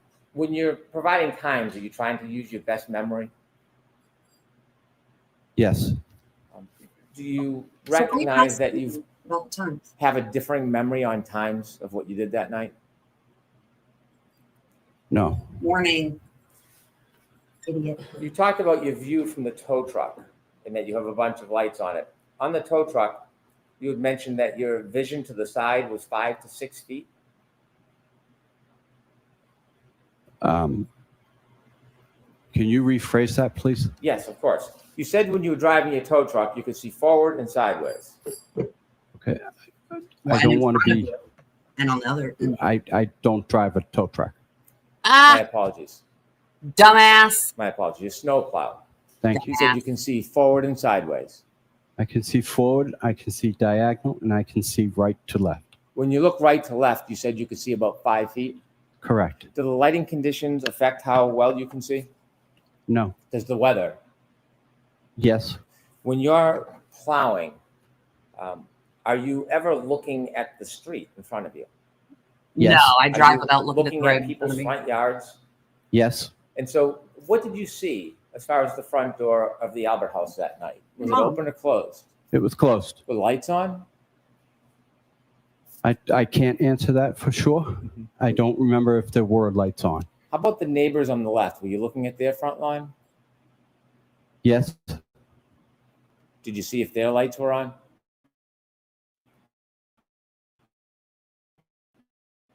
Again, I didn't recognize if their lights were on. Do you look at every Yeah. plowing? I look to the right and to the left, and my eyes will graze to the yard. Yes, I will look there. You were saying you have a specific memory of looking at the Albert front yard all the way to the door. Do you have a specific memory of looking at the other neighbors' yards to their door? Can you repeat that, please? I'm sorry. Yes, you said that you looked at the Albert House all Honestly, though, the distance, like all the houses are not set up the same. The distance to someone's front door can be vastly different. the way to the door. Correct. Do you have a memory of looking at any other houses all the way to the door? Yes. Which house had a dumpster in front of it? What? I don't know. I wasn't paying attention to a dumpster. You better have a photograph of a dumpster in somebody's yard, Hank. I feel like he's doing nothing but lie to this man. Well, that's what he Dumpster does. wouldn't be in the front yard. Never heard shit about a dumpster ever in years. Don't believe him. Are Exactly. you Matt. sure on your route there was no dumpsters in anybody's front yard? I think you're sure too. I can tell you there was a dumpster this week. No. I'm more interested in January 29th, 2020. I can't answer to that. I don't remember. A dumpster, a 15 by 20-foot dumpster, that would be bigger than a man's body, wouldn't it? Yes, it would be. And so you have no really specific memory of. So now Hank doesn't have proof the body was there, nor does he have proof that the dumpster was there. the other homes in the Which neighborhood house had a that night? snowman? I mean, I looked, I saw, I didn't see a dumpster that would have definitely stuck out. Okay. You said you had vision as far as your eyes could see. Correct. What does that mean? Means if there were, my eyes were, as long as they're open, I can see as far as they will let me see. Is that dependent on lighting conditions, darkness, snow? Correct. That night, did you have any difficulty paying attention or driving? I did not. Did you have a small accident that night? I did. Okay, what did you hit? I hit a portable basketball net. Was that part because of the weather conditions? You didn't have a good opportunity to see it? No. No. You ever curb a vehicle? I mean, did you ever curb your tires ever? Like going through a drive-through? I have. You just misjudge. Doesn't mean you didn't see the window to order. I definitely saw it and just did not judge enough. You said that you went up and down the road a couple of times. When you were asked to describe the car that you said you saw, when you first spoke to the defendant's private investigator, you didn't give any detail about the type of car, did you? I told her it was a Ford Edge. Okay. When you first spoke to the investigator, you used the words Ford Edge? I did. Did they bring you to a parking lot at some point? They did. And when they brought you to a parking lot, did they have you go out in the parking lot and look at a Ford Edge? They did. And when they had you go out and look at the Ford Edge, did they have you identify that as the type of car? Yes, they did. And when you did that, how many cars were in the parking lot? We had a hockey game, so there were several, at least 100, 150. Who pointed you to the Ford Edge? I pointed to it. Did the investigator take you to the Ford Edge? No, he did not. It was just an open parking lot, and he asked you to look around to see if there happened to be a similar car? No, I told him a Ford Edge. He wanted to make sure I knew what a Ford Edge looked like. I pointed to the Ford Edge, and he was satisfied. So after you said a Ford Edge, he brought you to a parking lot to point out a car? We were at my place of business. We just walked out the door. Where was that? At the Metropolis ice rink. The rink? Ice rink, yes. Did you then meet the investigator later on at a school? Yes, I did. And who did you meet at the school? I met Paul again. And what was the purpose of that? He wanted to go through my route. You want to go through your route? Correct. And then did you choose to meet at the school? I did. You did? I did. And why did you choose the school? It was an easier landmark for the gentleman to get to. So this is from last trial when Proctor took the stand. Mm-hmm. And Proctor said that Yannetti was at his sister Courtney Proctor's school threatening Courtney. When come to find out, they didn't even know that Courtney worked there, or it wasn't even part of it. It was that Lucky picked the school, Kennedy School, to meet so they could do this drive around and see his route before he testified at the last trial. Right. In fact, there was a motion about that I don't think it was ever, or maybe it was denied, or maybe it was allowed, where the defense was like, they're not going to bring up lies like they did last time of things that never happened. Right. I'm looking at Sue's. A couple of jurors appear to be drawing the map in their notebooks. Most jurors look up and write when Lawfren says he did not see a body. If I were a juror, I'd be thinking that I have another timeline to add to my timelines. Another timeline to add to my timelines? Yeah, same reaction with, quote, I saw nothing. Oh, Some okay. jurors squinting at map. Fuck, damn it.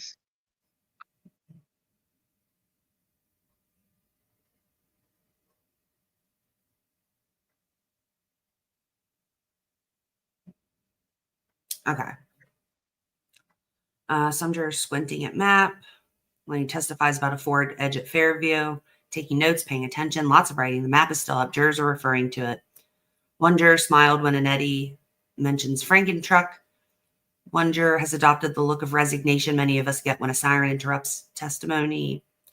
She is also smiling as Lawfren smiles as he says he can't remember what his shift ended. Jesus. All but 3 jurors writing as law firm talks about speaking to the defense investigator. He's done. Hank has the full attention of the jury as they talk about threats. Some jurors, who are often very stoic, have heightened interest. Several look sympathetic at the mention of Lawford's wife passing. Jurors' heads are ping-ponging. Some look curious. Some look confused. Jurors are riveted. This was during the threatening thing. Mm. Lawford is definitely getting an emotional for this stoic jury, albeit small reaction. Some of the jurors look towards the read section at the mention of who, quote, the blogger supports. Others are taking notes. They're trying to figure out who the blogger is. Yeah. Jurors are very attentive, taking notes. Lawford is firm about not being targeted. I often look at the juror who I heard say repeatedly at jury selection, I don't watch the news. A reminder that much of the testimony in this trial may be brand new information for some. Lawford is not budging. He's not angry. He's even-tempered. The juror who often has a smirk and seems to enjoy many cross-examinations has been taking persistent notes as Brennan is challenging Lawford. This is different behavior for this juror during crosses. Jurors are looking at Brennan as he asks about a dumpster. I, too, wear reading glasses when I have my contacts in. I'm supposed to. Jurors are intently watching, straining to see the lights of a vehicle, a plow truck that Brennan is asking if it is Lawford. I don't think we're at that yet.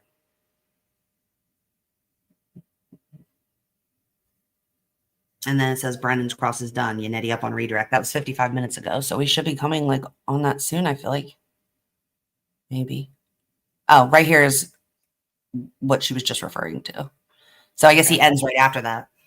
That was from Sue, yeah. Yes. And she has more. I'm just going to leave it up on my phone so that like we can look as we're not going back to something that happened 3 hours ago when I'm reading. That's good. I like it. And it was minutes from my route. Did you know that former Trooper Proctor's sister worked there? I had no idea. You said last year that when you went by Fairview, did you say that you would buy your final pass at 5:30 a.m.? No. Okay.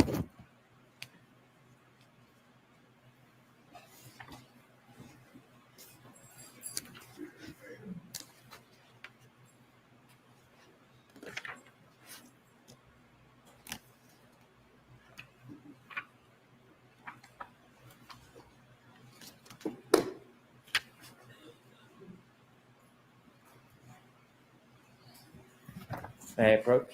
Yes.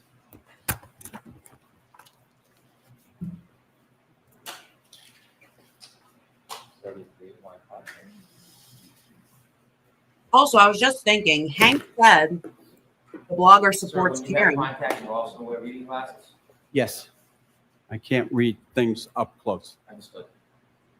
This is Hank said the blogger has a very large following and that he supports Karen Reed. So he just suggested to the jury that there's a large following supporting Karen Reed. Supporting Karen Reed. I know. I thought that when he was doing it. I was like, what an idiot. Idiot. trial testimony testimony from June 21st, 2024. Mhm. And you were asked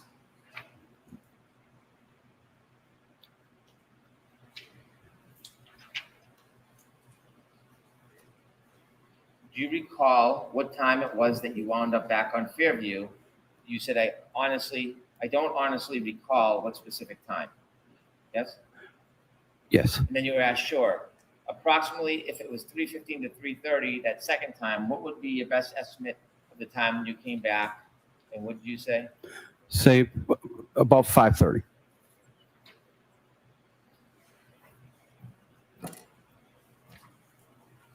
And so even last year, you were having some difficulty remembering the times, right?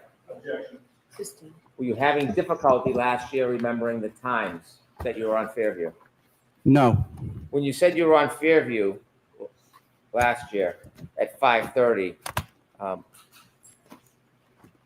you didn't see anything on the Albert front lawn? at 5:30 a.m.? I wasn't on Fairview at 5:30 a.m. Okay. Were you asked last year about your travels on Fairview?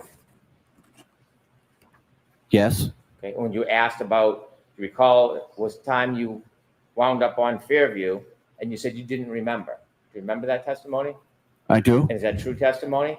Yes, it is. Okay, so you had some difficulties in your memory of when you were on Fairview when you testified last year. Isn't that fair to say? No, it's not fair. And then you were asked approximately, if it was 3:15 to 3:30 the second time, what time did you come back? And I said, if I were to guess, I said 45 minutes later. Did you say, I would say, if I had to say, it would have been 5:30 up Fairview? That time was incorrect. It was 6:15. I couldn't go down any further due to the police presence. So your testimony last year, you understandably made a mistake about the time, correct? I did. And it's true, isn't it, that you really have somewhat foggy memory about the times? It is not. That time of 5:30 is very different than the time you told the agents when you met them. I'm sorry, the law enforcement officials that weren't from Canton or the state police. That was very different than when you told them 3 to 3:30. Very different. And it's different than the 3:30 to 4 timeline that you gave the defense private investigator the first time you spoke to them. Correct? Correct. And it's different than what you told the jury today, that it was 6:15. It's different, but it's not.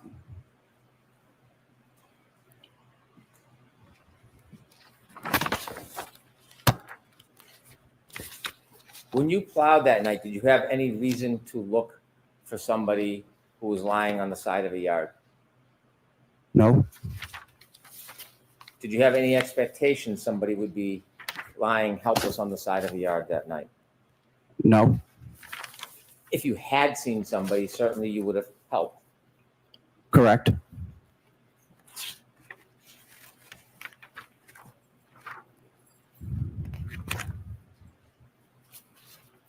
When you said that, when the private investigator asked you where you were when you said you saw the Ford Edge, are you saying that you didn't tell the private investigator that you were on Cedar? I don't remember telling him I was on Cedar Crest. I do remember telling him that I had turned onto Fairview and saw the vehicle. Cedar Crest in a storm at night is quite a distance from the flagpole at Fairview, isn't it? No. About 300 feet? Roughly. Difficult to see under those conditions? No. Could we have Exhibit 71, Stream 0, at about 6:17 a.m., please?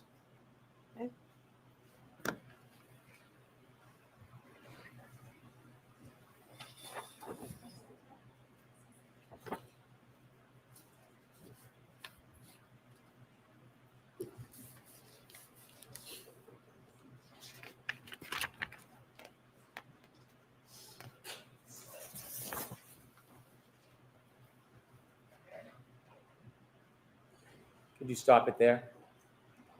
Do you see that street light? I do. Okay. At the end of that road, past the street light, is Cedar Crest, correct? Correct. Is that a fair depiction of the elements that night around that time? Yes. And in this case, there's further illumination with the car that's facing us? Correct. That wasn't there, was it? Correct. You said after you saw law enforcement, did you come down Fairview after you saw law enforcement? I was on Fairview already when I saw the law enforcement. Did you drive by Cedar Crest again to go back and forth and watch what was going on, or did you go on your route? I went on my route, which included Cedar Crest. Did you keep driving by because you wanted to watch, or did you just leave and do your regular route? I went and did my regular route. Could I have 6:19:27, please?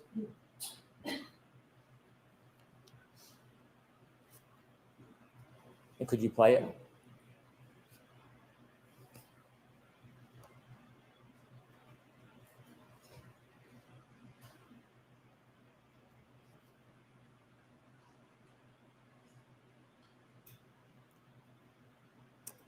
If you could back up a little before 6:19:27.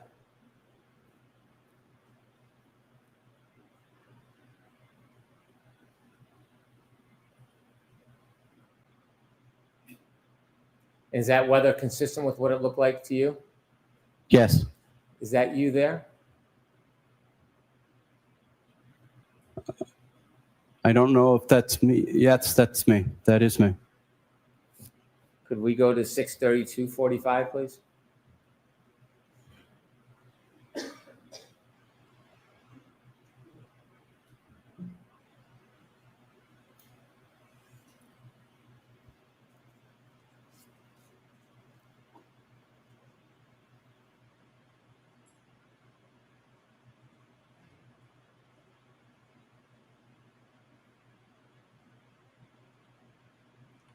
Is that you again? That one, I can't tell if that was me again. Could we go to 6:35:14, please? I just want to say there was more than one tow truck or more than one plow driver. And also, you have to plow both sides of the road. So you're going to go down one that side you? and then go down the other side. I don't see it. I don't see the truck. I'm sorry. It's okay. Don't be Could sorry. we go back to 6:35:12? I think Hank's point is that he was being a nosy That Nelly. looks like to be a pickup truck. That does Okay. not look like my truck. 6:37:45, please. He's basically trying to say, look, you went up and down and up and down and up and down the road just to be a nosy bastard.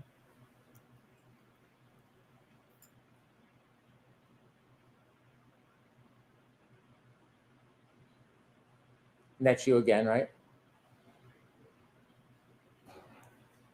Again, I can't tell you for sure if that was me. Those were not your red and orange lights consistent with the earlier ones that went by? What I saw the first time was the reflecting tape off the body of my truck. Could we go to I have 7? a plow guy that is a contractor that we work tandem together.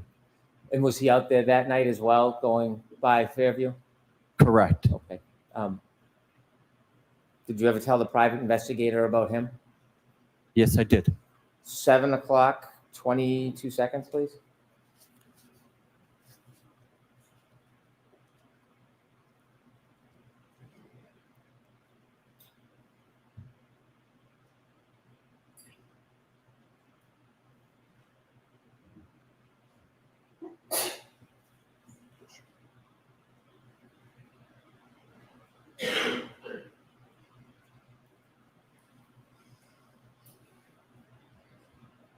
Is that you, sir?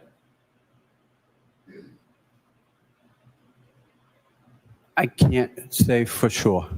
7:15:45, please.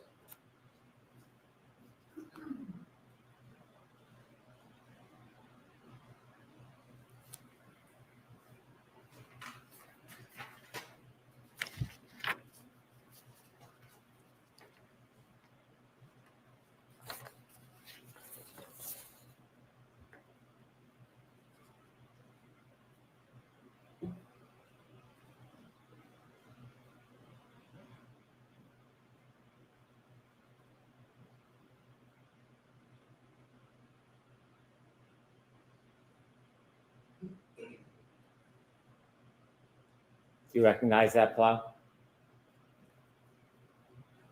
I do not. What plow? 7:19:55, please.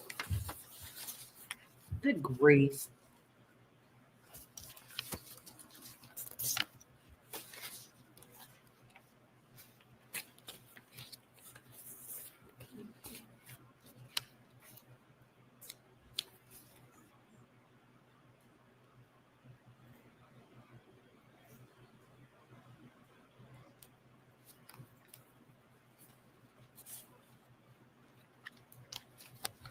Was that you, sir? That was me. How long does your route take? It's hard to say. I mean, as long as it's snowing, it can take as long as it takes. Well, if you're going to do a pass, how long does an entire pass take? If I were to do from Cedar Crest to the end, it would take probably 10 minutes. If I were to do the entire route, I'm not cleaning up. I'm just giving it a pass so people can get through. Could take about 3 hours. Could take 4 hours. When you mentioned Brian Albert on your direct examination, had you talked to the defense about Brian Albert in your preparation for testimony? No, You knew some of the Albert family, I know the entire Albert family. and you know Brian Albert as a police officer.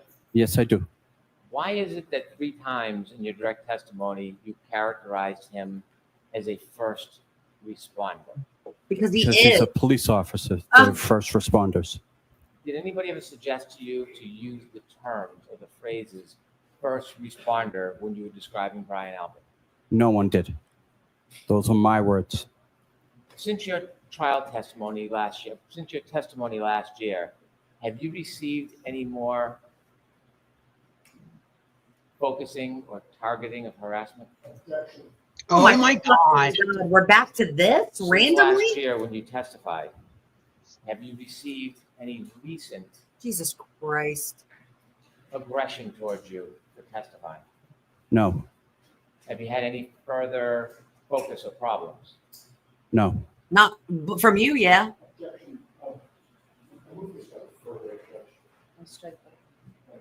I have no further questions. No further questions. Fuckwad. Go home, Hank. Asked by Mr. Brennan about whether you saw a dumpster that night. Do you recall that line of questioning? I do. In the aftermath of January 29th of 2022, was a dumpster all over the news for the next 3.5 years? Not that I'm aware of. You were asked about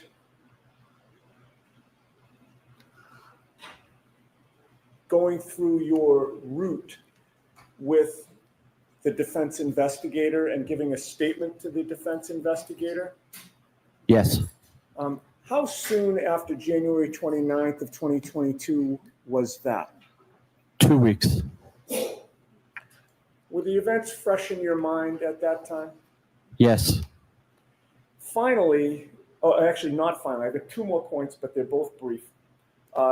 You had mentioned that night you actually misjudged and hit a net. Yes. Can you describe the basketball apparatus that, and I'm going to ask you what part of it you hit, but describe what that looks like. It's got a base with wheels on it. It's portable, so you can move it in and out.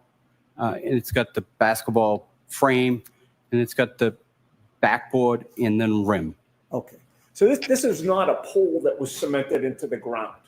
Correct. But perhaps we're all familiar with it, the black base that maybe you put sandbags on, Correct. that type of thing to keep it in place, but it does have wheels. Correct. All right. And you mentioned the net. The net is the rope netting that comes down, correct? Correct.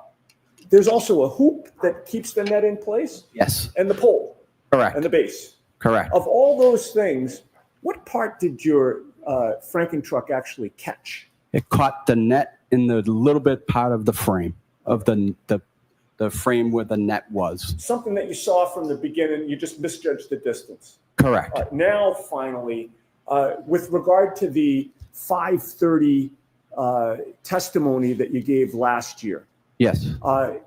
did you also testify that the last pass that you tried to make when the police were blocking the scene was about 3 hours after that 3:30 second up and down? Yes. So why is it last year that you testified that it was 3 hours later, but you came up with the time of 5:30 as the final time? As he's asking me these questions, I'm trying to do the math in my head. I'm sorry, math is not my strong suit. What time was it when you made that final pass, sir? 6:15, 6:15, 6:30. I have nothing further.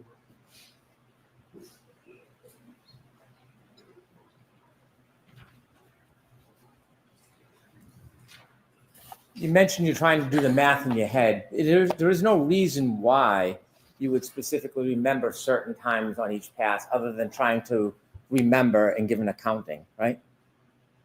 Could you rephrase that, please? Sure. You don't have your watch out on a certain schedule that you have to pass a certain street at a certain time.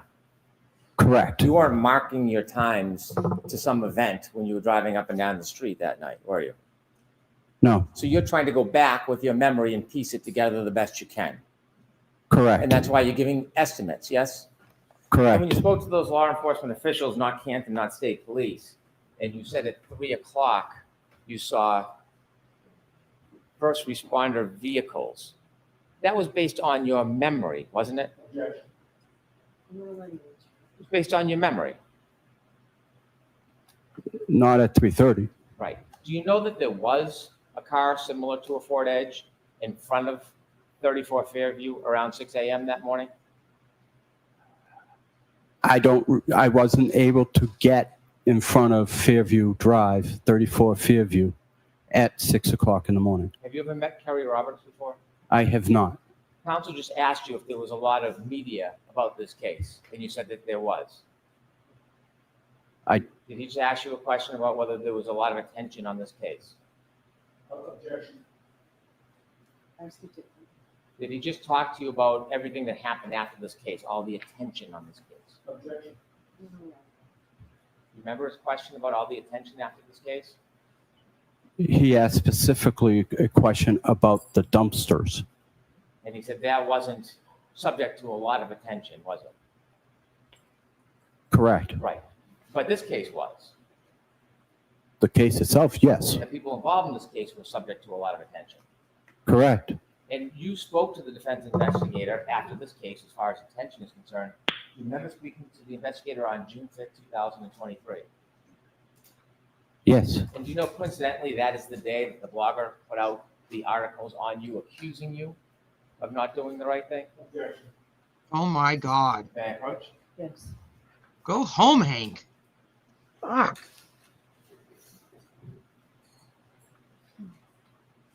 Showing you a document. Let's take a look at that document. What day is that document dated?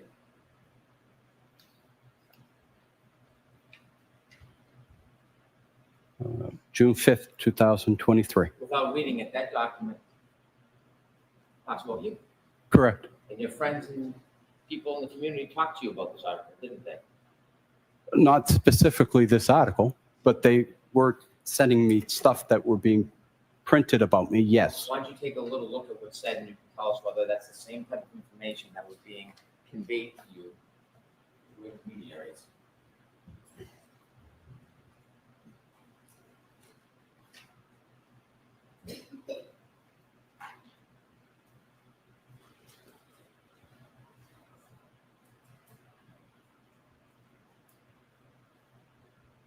Can you ask that question again, please? Answer.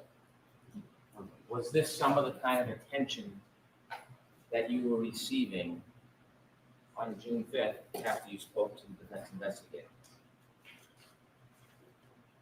Yes. Like from sidebar?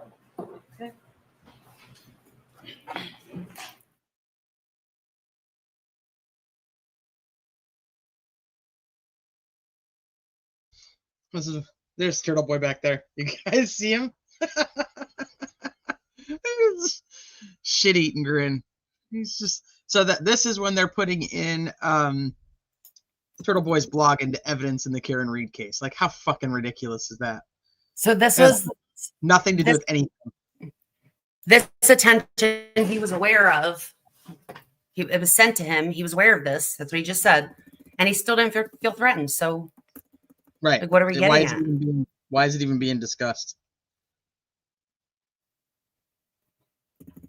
This is absolutely coming up with Karina. Damn it. This takes forever. Oh, yeah, they're probably arguing, like, why would we be putting this into evidence? I don't know if it ends up in evidence or not, but Then they go to the fan. So, Sue, did she let the jury take a break? yeah. So Sue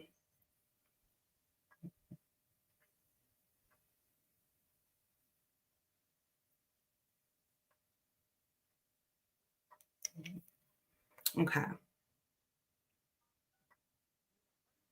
It's a 20-minute recess. Sidebar continues.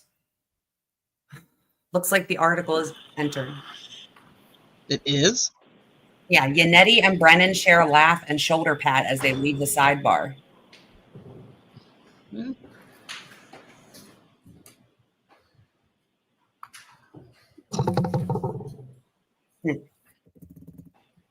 Investigator on. Sorry, I have just a few more questions. When I had mentioned about meeting the defense investigator on June 5th, 2023, I misspoke. It was June 5th, 2024. Does that sound more? Oh, so in the middle of the other trial? This has to be very close to when he met with them in the parking lot at Kennedy School. Outrageous. More like it? Yes. What an June idiot. 5th, 2024, was that shortly before you testified before? So when's the article from? That's when the Yes. article's from. You were asked on redirect examination Same day. The same day as his But it is from interview. 2024? Yeah. whether any dumpsters got any attention about this case. The question I was asking is, did you notice things that might have been open and obvious? And you have no memory of an actual dumpster in the area, correct? Correct. If I could have on the screen Exhibit 37, still I photo don't from that. recall a dumpster on the news. Do you? No. I don't.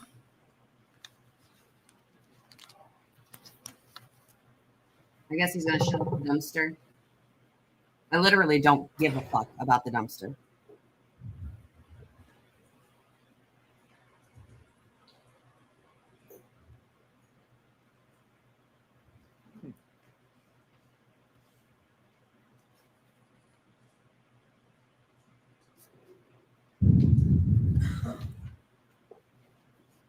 May I have a moment, Your Honor? Sure. Oh, you've had enough moments, Hank.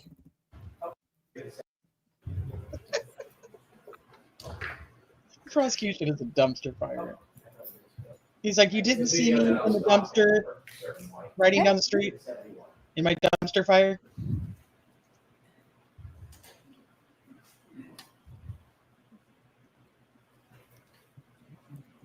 What the fuck is that? And sir, do you notice the big red dumpster to the right side across from Fairview? Wait, where even is this?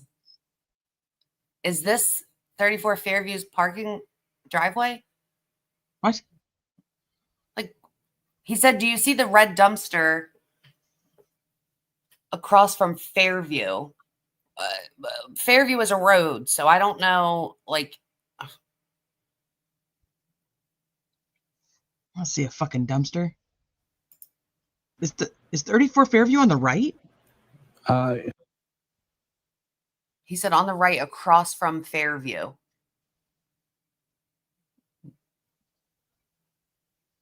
Is that it?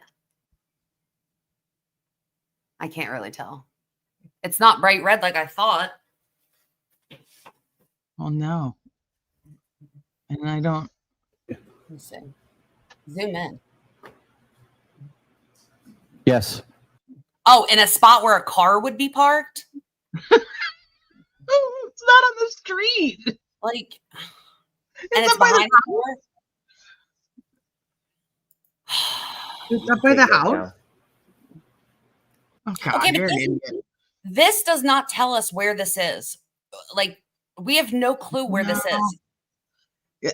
Can you back up? Can you go back just a little bit until when it was spread out? Because I think that's straight there.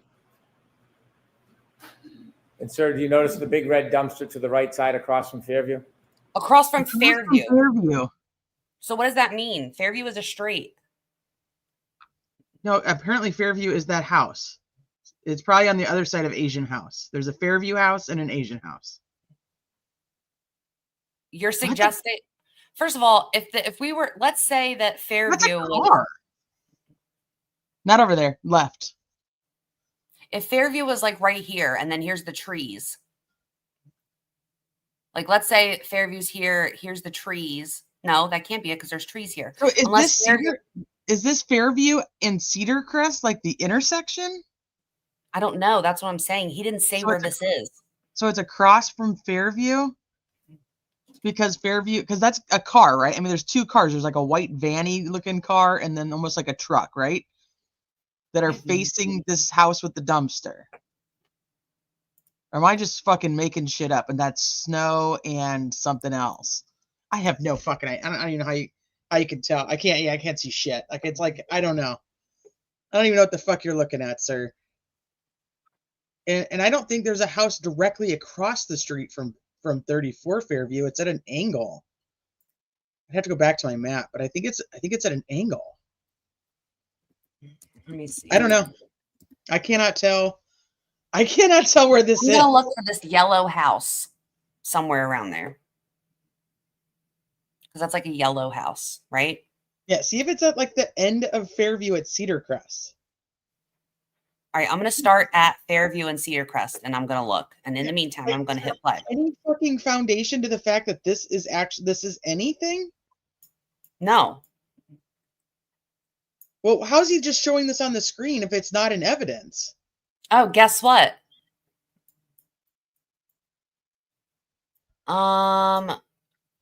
Okay. This would have to be in evidence for him to just be able to put it up on the screen without any. You see this? Here's the Yes. stop sign that Karen and the truck came into. Uh-huh.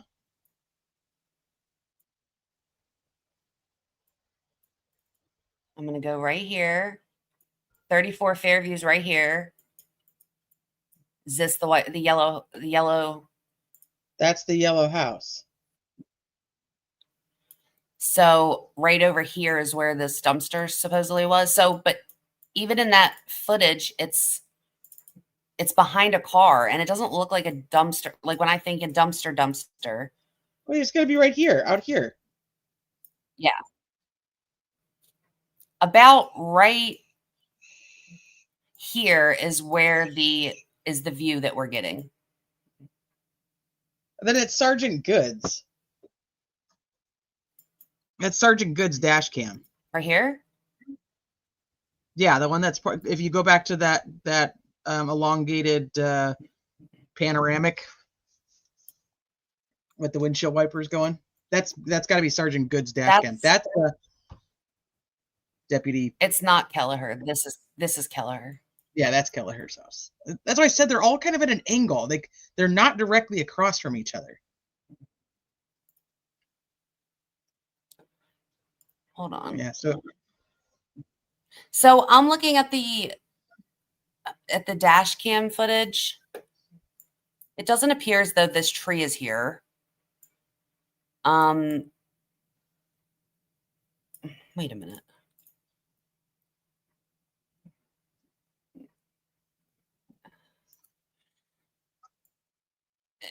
His view is like, I guess it would be more like this, but so it'd be more like this, which means that this is 34 Fairview. They had vehicles all the way backed up to the road because you can see them. That's why I was like, wait a minute, there's cars there.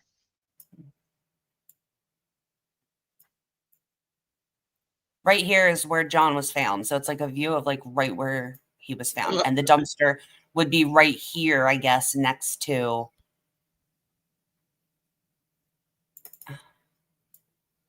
this car. So the defense's gotchas, according to Nunya, lying on resume, lying about where you were and what you did, and calls you made. CW's gotchas. Can't remember seeing an unrelated dumpster. You forgot that there's no standard method or whatever of dog bites. That was their other big one. Because she's like, Literally, no, that's not the case. Yeah, I wonder who's winning. If the jury doesn't see it that way, I don't know. Is there a sidewalk? Not on. There is on this side. There is. Yeah. Not on. Yeah. And it is, according to him in the picture, it looks like it's parked at this side of like they have two doors for their garage and it looks like the dumpster's like right here on this side. Yeah. But I'm hesitant to even call that a dumpster because it's so small. But it doesn't even matter because it's not next to the road. Everything he's talking about is what's next to the road. It's just desperate. I'm over it. Yeah, I think But this is. I'm over it, and I know he's going to keep bringing it up. He's going to bring it up for every witness. Did you see a dumpster? No, I mean, like, I'm just over this. Well, that, but I'm over this talk about turtle. Yeah. It's so desperate. Like, I'm not trying to hear it for the rest of however many weeks we have. Good luck with that. This we can't have weeks. We don't have weeks left, right? No, we can't. I think they said 3 weeks, but it might be like a week and a half. I don't know. Depends on how long he takes to cross-examine these people. He's the one that's taken forever. God, he is. He sucks at life. So they zoom in. Whose vehicles are these? Whose truck is this? That Gallagher or the other one that drove their regular truck. That's the only thing I can come up with. Because why is they're this the one cropped where you can't see the time and date? Don't know. I'm almost positive it's got to be goods, though. I'd have to go back and look at goods and see if that's the same angle. But it looks like we're good parked. Miku's right. We also have his rebuttal. Oh my God. Yeah. Well, I leave on June 24th, so I won't be around if they keep going for another however many days. That's 20 days. But is today a half day for sure? I don't know. Somebody said that, but I didn't hear that yesterday, but I wasn't paying attention. Well, I think I also fast forwarded it. I don't think we listened to her tell the jury like not to watch stuff. We're just like, go away. Oh, there she is. All right, let's go. So we are. Oh, and Jackson does it, I think. I thought Yannetti was doing both. Oh, he did say that. Okay, I'm just going to play. We're like 10 minutes away-ish. Okay. Let's make it happen. Yes. Okay, you can take that down. Chelsea, it's so true. Sir, when we started the break, I'd asked you some questions. I showed you a document, asked you if you were aware what was inside that document, and you mentioned that was around June 5th, 2023. That was before your last testimony in this case? Yes. And you knew that a person or persons were putting out private pictures of you online? I did notice. And those private pictures, you didn't give anybody permission or want that attention, did you? I did not. In fact, it wasn't just some private pictures. It was pictures taken from a number of different times in your life, correct? Yes. You never gave anybody permission to do that? I did not. You didn't want people talking about you or asking you questions. That was none of their business, did you? I did not. And it was embarrassing that you were being made this public spectacle when you had done nothing wrong, correct? Wait, what? Different times in your life, correct? Anytime you ever put anything on Facebook, and I tell you guys this as often as I can, as soon as you put it on social media, Facebook, Twitter, Instagram, any of those things, it is no longer considered a private photo. Just, you have to know that. That's why people don't like posting pictures of their kids and shit like that. Once it's out there, it's no longer considered a private photo. Right. Turtle Boy can use any photo that is put on any social media, and it is not an invasion of privacy or harassment or anything along those lines. That's bullshit. You never gave anybody permission to do that? I did not. You did. As soon as you posted it to social media. Yeah. You did. You gave everybody permission. You're not wrong. About you or asking you questions. That was none of their business, did you? I did not. And it was embarrassing that you were being made this public spectacle when you had done nothing wrong, correct? Ask it differently. Was it embarrassing what they were doing to you? I wouldn't say embarrassing as more as aggravating. I must have missed all of whatever it is they're talking about. Turtle Boy. Yeah, but I must have missed people talking bad about him. Like, what? Oh, it was just photos. It was just, it's literally exactly the do the right thing, tell the truth. Turtle Boy shared the article that was entered. That was June 5th, 2023. Wait a minute. Wait a second.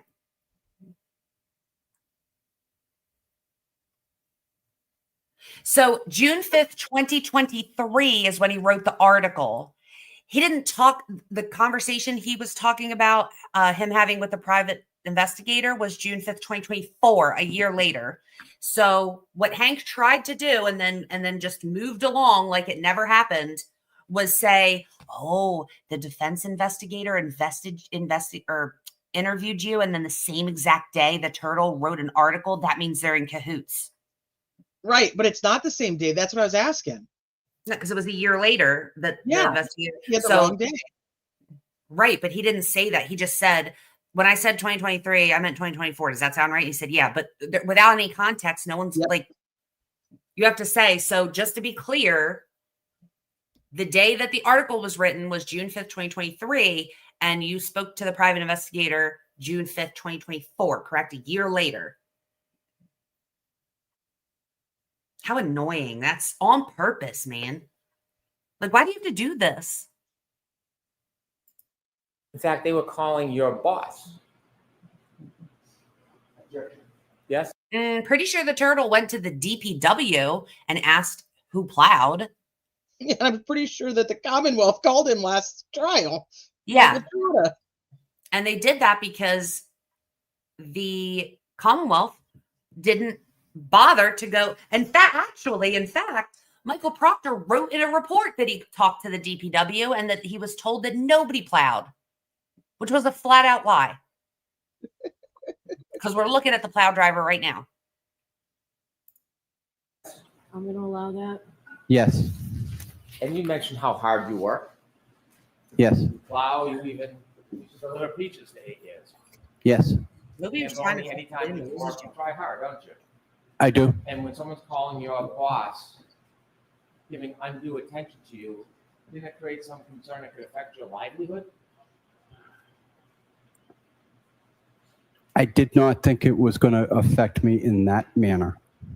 In addition to dragging you into this, because of you, your brother was dragged into this, wasn't he? Ask it differently. When you were getting this information about what was happening, you learned that they were also dragging your brother into this because of you, correct? I'll sustain Yeah, that. because his brother donated to Chris Albert. That information was coming out about your brother? I knew my brother was dealing with other issues regarding this case. And certainly, you're close with your brother. Yes. But that was because of his brother's behavior. It has nothing to do with him. Right. He would have been called out anyway. Yes. Exactly. You did not want to upset anybody and have more attention brought onto your brother, did you? I did not. And there was an attempt to link your brother to one of the Alberts, in fact, correct? Not an attempt. It wasn't an attempt. It was done. Yep. And also, he already said that they are linked to the Alberts. Yeah, they've known him Yes. their whole life. As well as you. Exactly. I don't know if I was being linked. Did you know the information of trying to so-called out you about the fact that you worked for Chris Albert? I'm going to sustain that the way it's phrased. Were you aware when your friends and family were telling you about what was going on, about an attempt to draw a relationship between you and the Alberts? No. And were you aware when people were telling you what was happening, that there was attacks on you personally, like finances and things like that? Yes, I was aware of that. And certainly, that is pretty discouraging when that is happening and you've done nothing wrong, isn't it? It was, again, aggravating. And this was all happening before you came in and testified last time at trial. Correct.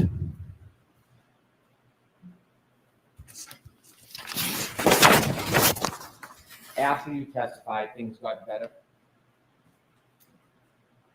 I wouldn't say better. It's gotten a little more easily manageable. You were no longer being harassed, you were being embraced. He was never being harassed. Correct. Yeah. Yeah, see? Yes. Just keep going until you get what you want, huh? Showing you a photograph, do you recognize that? I do. Is that part of the embracing process after you testified a certain way the last time? It was after I testified, yes. With redactions, I'm going to introduce a select portion of this. So I need to see what that is. Come to sidebar and make this very brief, please.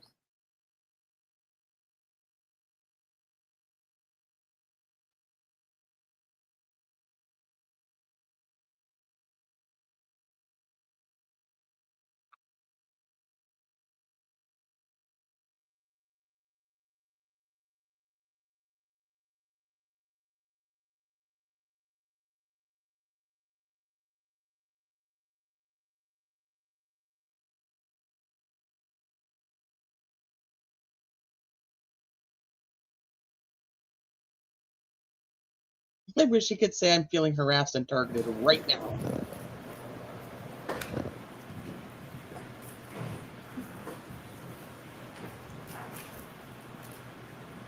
So that's next in evidence, Madam Clerk. Madam Court Reporter, please. 212.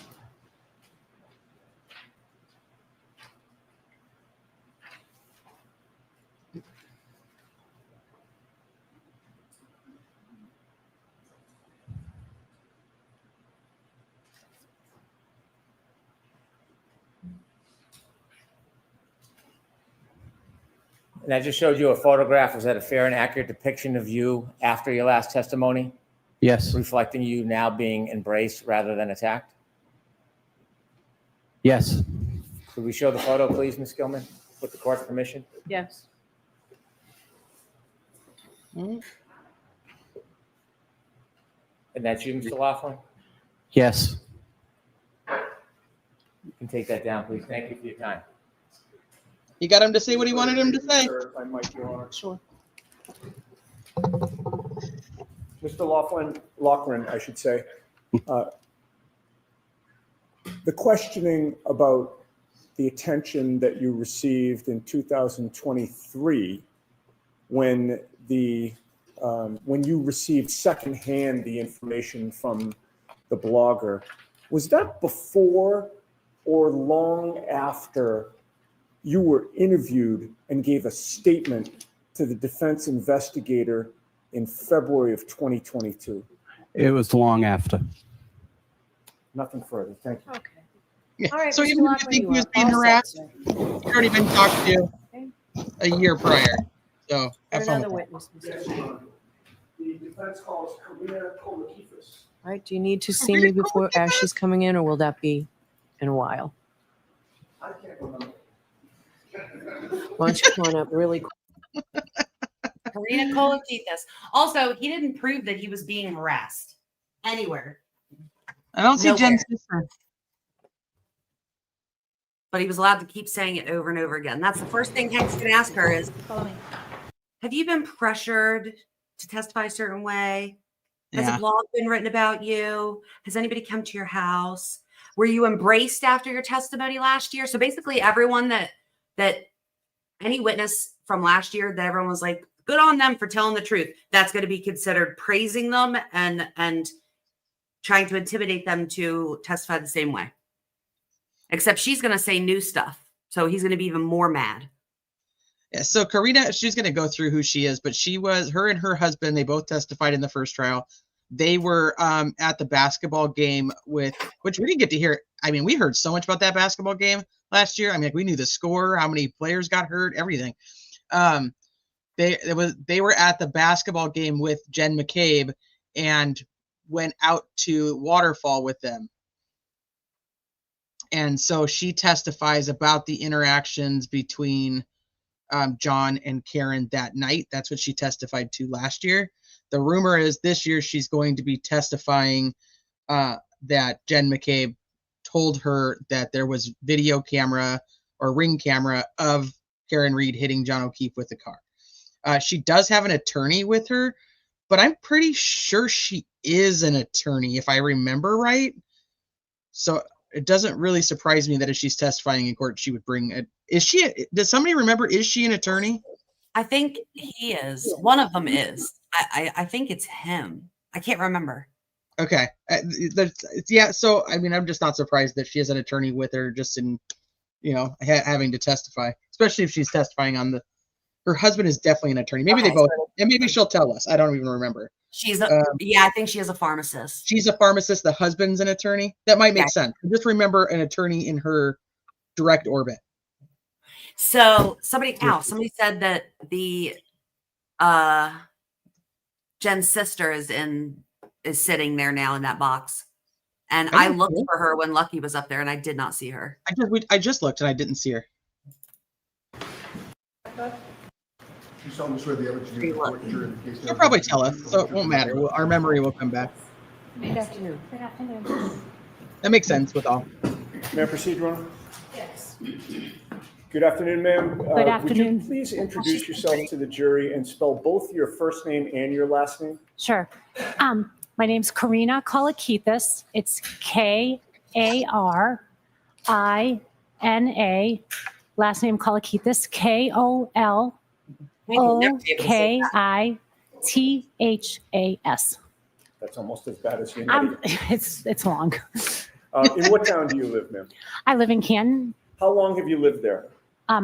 We've lived there for 22 years. Where did you grow up? So I initially grew up in Randolph, and then we moved to Braintree, and I finished my last 3 years of high school and stayed there till I was married. And where did you go to school after high school? So after high school, I went to Northeastern University. I did the pharmacy program there. And what is your profession? There you go. I'm a pharmacist. How long have you worked as a pharmacist? So total years is about 30 years as a pharmacist, but I have been at my current job for about 24 years. Are you married? I am married. To whom? His name is Nicholas Kolokithas. How long have you been married for? 24 years. Do you have children? I have 2 children. And without giving us their names, can you tell us if you have boys or girls and what their ages are? So I have 2 girls. One is 19 and one is 17. Have you raised your children in Canton? Yes, I have. Do your children play sports or have they played sports in Canton? I have both girls played sports in Canton. One actively is playing sports there and one is in college. So she's not playing sports. Understood. What sports have your girls played? So they primarily played basketball, and my youngest plays lacrosse as well. From raising your children in Canton and attending their sporting events, I'm assuming, have you met other parents with children on your daughter's teams? Yes, I have. Specifically, did you come to know Jennifer and Matthew McCabe? Yes, I have. And is that the way that you came to know them? Correct. Typically, that's how we came to become friends with people, through the sports. Now, prior to January 28th of 2022, how long had you known Jennifer McCabe specifically? I would say about 10 years or so.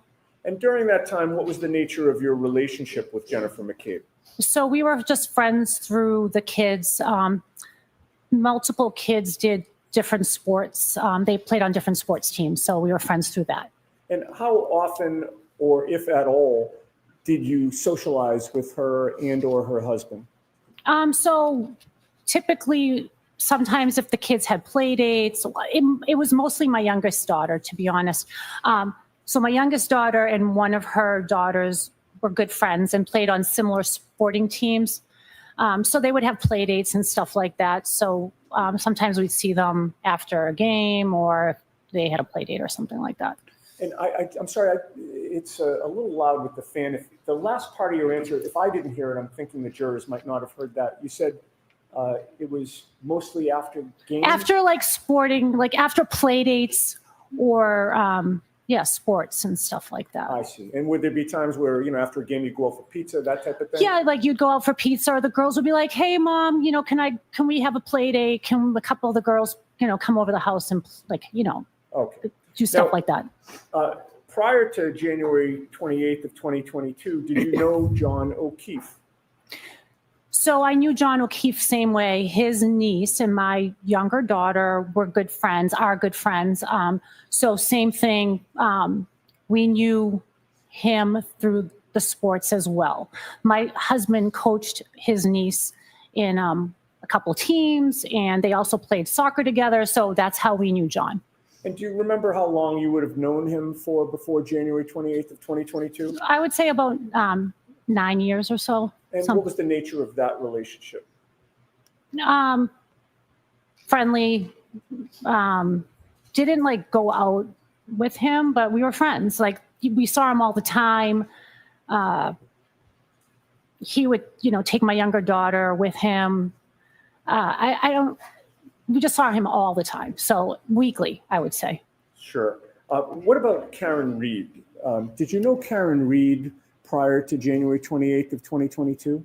So same thing, met Karen through John. And I believe the first time I met her was at Jennifer McCabe's house sometime in 2020. 2020. Correct. So this would have been during the pandemic? Correct. And do you see Karen in the courtroom today? I do.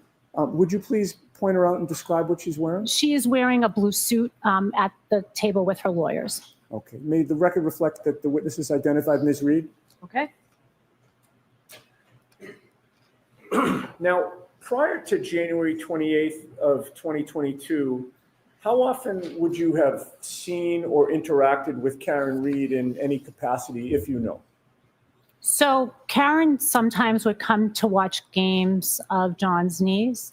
So I would see her there and we just casually talk. And what was the nature of your relationship with her prior to January 28th of 2022? We were friendly.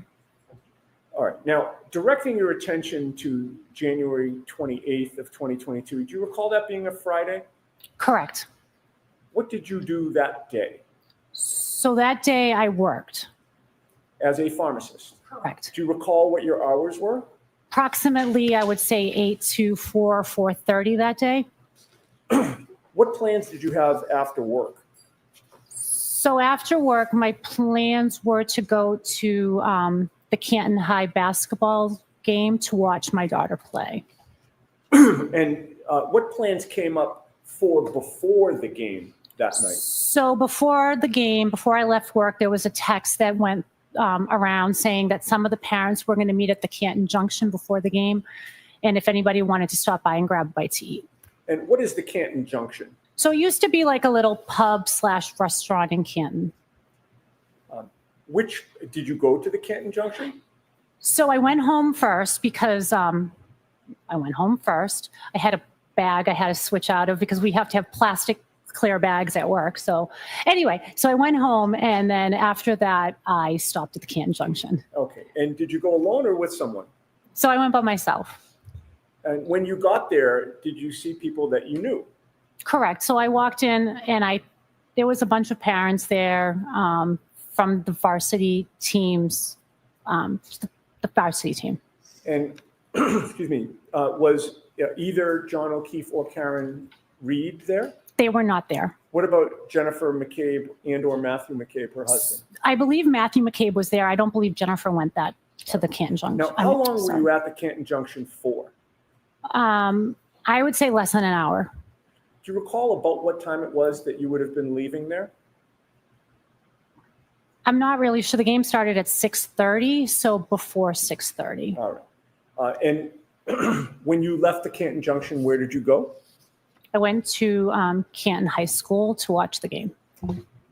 And in the gymnasium, with whom did you sit to watch your daughter's basketball game? I'm not sure who I sat with, but it would have been those parents from the varsity team, whoever was there and wherever there was a spot. Was it generally a custom that the parents of all the kids on the team would kind of congregate together in the stands? Correct. Do you recall what time the basketball game ended? I believe the game ended around 8:30. Where did you go after the basketball game? So after the game ended, I went down and waited on the court for my daughter to come out of the locker room, greeted her, the players, and then I said to everybody, I'm going home. Okay. And you did go home? Correct. I went home after the game. And having now made it home, what were your plans that night? So my plans were to stay home. I was tired. I worked all day, watched the game. I was pretty much done with the day. So my plans were to stay home. At some point, did those plans wind up changing? So then I started getting text messages from my husband saying, you should come out. We're going to go to the waterfall. And I said, no, I'm not coming. And what is the waterfall? So that's a restaurant that has a bar, and it's on in Canton on Washington Street. Okay, so you've given your husband the stiff arm, so Correct. to speak, right? You're Correct. not going. Not going. So what happens? So then he keeps on texting me. He's like, I'm at the waterfall. You should really come. It's fun. There's a band. And I was like, oh, really? Like, I don't want to go. And then my kids got involved with the conversation. This is bullshit. It's over. The day is over. And she canceled court tomorrow. And they'll do a full day Friday. Is she doing all the motions hearings at least? Says judge tells jury that the trial is ahead of schedule and due to hot weather predicted for Thursday, there will be no court that day. Well, I mean, that kind of works. I wasn't going to be here tomorrow anyway. But, I mean, that sucks for the trial purposes. But is she not doing, what about all the motions? She said yesterday that she wanted to read the motions before she heard their argument. So is she not doing that today? That was the only reason I could come up with that she was doing a half a day, was she could do all the motions hearing this afternoon. Nope. Done for the day. A half day. It was a half day. Apparently, we only have. Wait, where are we at? Station. We have like. Well, she can't have it be hot and turn off all the fans. Well, then maybe they should upgrade their HVAC. Like, grow up and fix the air conditioning. Stop being in this tiny ass courtroom where you can't even breathe. Well, the defense asked to be in here. It should take a lot less energy to cool down this tiny, tiny room. What is the issue?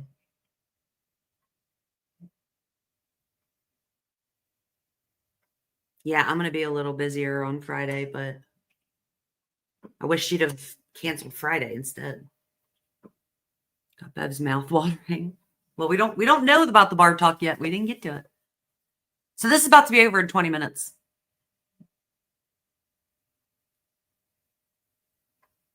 Lacey, she did so good at the beginning. We weren't having half days. We were like, why is it now the defense is on and like all of a sudden now we're taking like half days, days off? Like we're delaying and delaying and delaying and delaying now. It's ridiculous. And how did that affect your decision? So they started saying to me, Mom, you never go out. You never do anything. You know, Dad's by himself. Just go, keep him company while he eats. So I reluctantly went. All right, so you were guilted into it. Guilted 100% into it. All right, so where did you go? So then I went to the waterfall. Do you recall about what time it was that you got to the Waterfall Bar and Grill? I believe I got there approximately 9:30 or so. And when you first arrived there, who was there, if anyone, that you recognized? So my husband was there, and then I recognized Jennifer and Matt McCabe. And what happened after you got there? So after I got there, I walked in and I said to my husband, I'm like, where is everybody from the basketball team? And he said, I don't know. They all sort of split up. He's like, don't worry. Just hang out here. I already ordered a sandwich. So just hang out with me while I eat and then we'll go. And were you introduced to anyone? Yeah. So then Jennifer McCabe started introducing me to all her family. So I got to meet a lot of them. It was fun. It was a good time. And do you recall specifically who you met?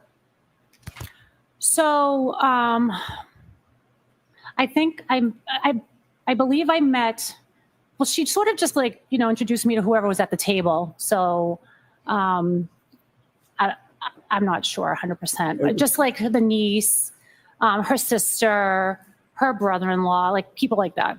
All right. The Albert family? Correct. And when you're being introduced to a bunch of people at once, it can be tough to keep everybody's names straight at the time. Right. It's kind of overwhelming. There was a lot of Jen's family. Now, what were you drinking that night? So that night I drank water. And the whole time you were at the waterfall, did you drink anything else except for water? I only drank water that night. Now, was there a point when you were going to leave the waterfall before they closed up for the night? I'm sorry, can you repeat that? Sure. You wound up leaving at a certain time, correct? I never left. Well, you left because you're in court today. You're not still at the waterfall. Okay, correct. So what I'm trying to get at is, at some point you left the waterfall, but was there a point before that where you were planning to go? Correct. All right. Tell us about that. So my husband had eaten and I said, you know what, I think I'm going to get going. And I was about to get going and then John and Karen walked in. Okay. And when you say John and Karen, you're referring to? John O'Keefe and Karen Reed. And why did that change your plans? I was excited to see them. I liked Karen. So as soon as I saw her walk in, I was like, hey, I'm going to stay. I want to talk to her. Aw. And what did you notice about John O'Keefe's mood when he arrived that night? So John was very happy. His niece had just gotten into a private school called Bishop Fian, and that was like the first thing he was talking about. He was elated that she got in, and he was telling everybody about that. And thereafter, how much interaction did you have with John and or Karen? Karen and I probably spent the entire night talking. Maybe give or take some time that we didn't, but the majority of the time, Karen and I were speaking together. And if you had to estimate, how long a conversation did you have with Karen?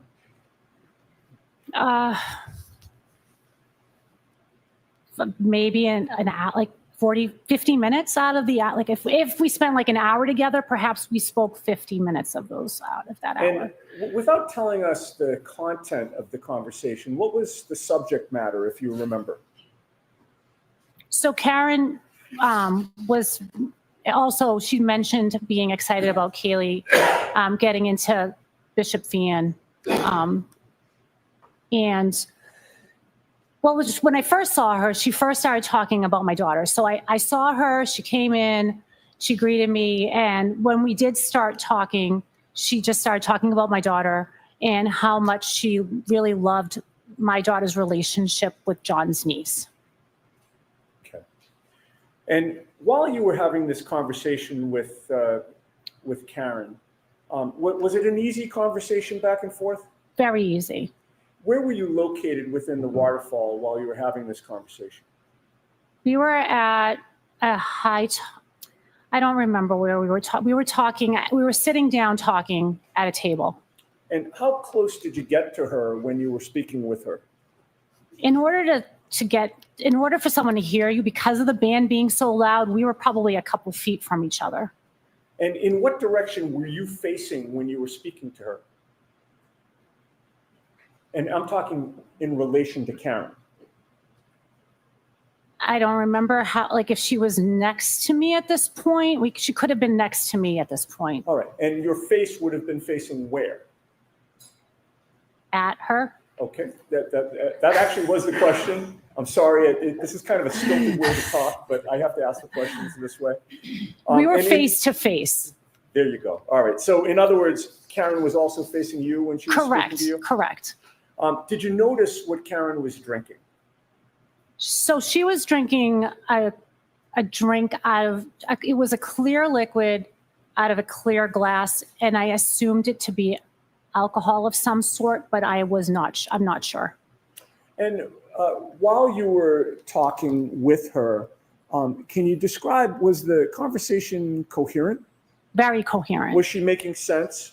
She was. Was she engaged in the conversation? She was.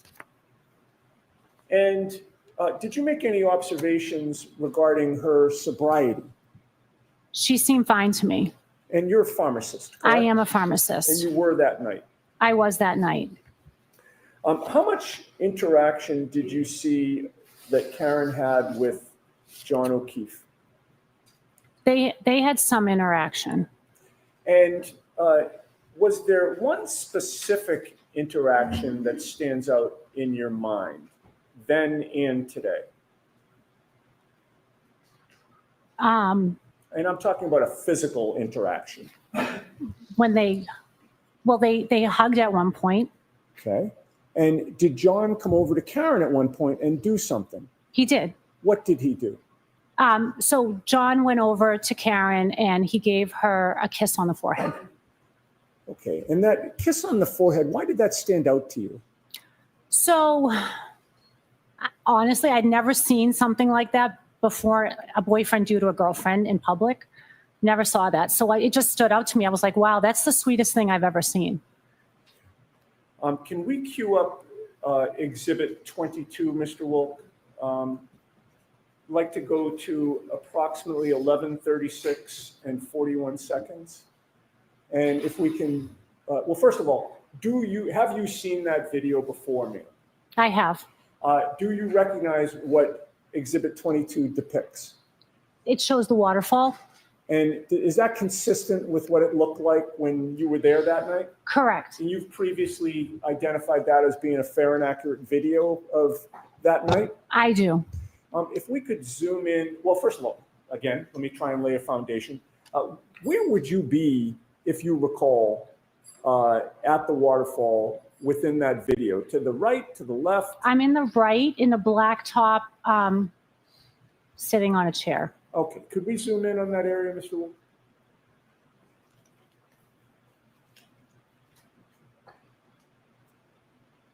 Okay, we've zoomed in. Do you see yourself? I do. And where are you seated? So there's a white jacket on the back of a chair. That's me. And do you see anybody else in that video that you now recognize? I see Brian Higgins. Okay. And when you say Brian Higgins, is that somebody that you had known prior to that night? I did not know Brian. He was one of the people you were introduced to? Correct. And you since have learned, put the face to the body, or I'm sorry, I should say the name to the body or the name to the face? Correct. All right. And where do you see Brian Higgins? He has like an emblem on the back of like a sweatshirt. All right, so his back is to the camera? Correct. And we have not located that pointer. Thank you, sir. May I approach the picture? Yes.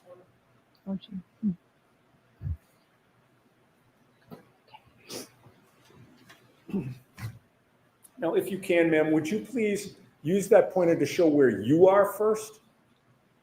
That's me. Okay. And Brian Higgins? That's him. All right. Do you recognize, at this point in the video, do you recognize anybody else? Not right now. Okay. If we could start to play it, Mr. Wolf. And stop for a second. I would ask you, as soon as you recognize somebody else, if you'd speak up and tell us to stop, and we'll pause. Okay.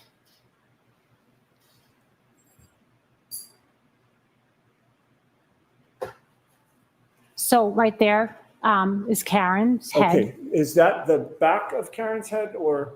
Correct. So that's the back of her head. All right. And then you're by the way, just so the record's clear, over Mr. Higgins' shoulder, there appears to be a face looking forward on the right shoulder. You see that, right? correct. You're not referring to that. You're referring to the long hair that's in back of that face. Yeah. Could I point to it Sure. again? Okay. So I'm referring to that head right there. Understood. Okay. And And then- I think you had said something else. And then that right there is John O'Keefe with the hat. Okay. There's a ball cap. Correct. And on the video, as we're looking at it, it's to the right up the top. It's to the right of the PM chyron there. Right up the to the top right of of- the screen. Correct. Sorry. If we could continue to play. Stop. What do you see? So I see John giving Karen a kiss on the forehead. Is that what you saw that night? I did. I was looking right at them when it happened. You were facing them. I was facing them. And what about Mr. Higgins? Where was he facing? It appears that he's facing them as well. That happened right in front of him. That's what it looks like. If we could play further.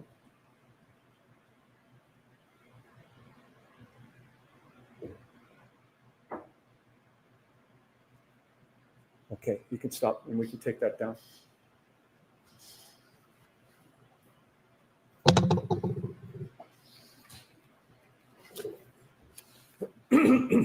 Now, Mav, you gonna take that over? night, did you have any information about the nature of Karen Reed's previous interactions with Brian Higgins? None whatsoever.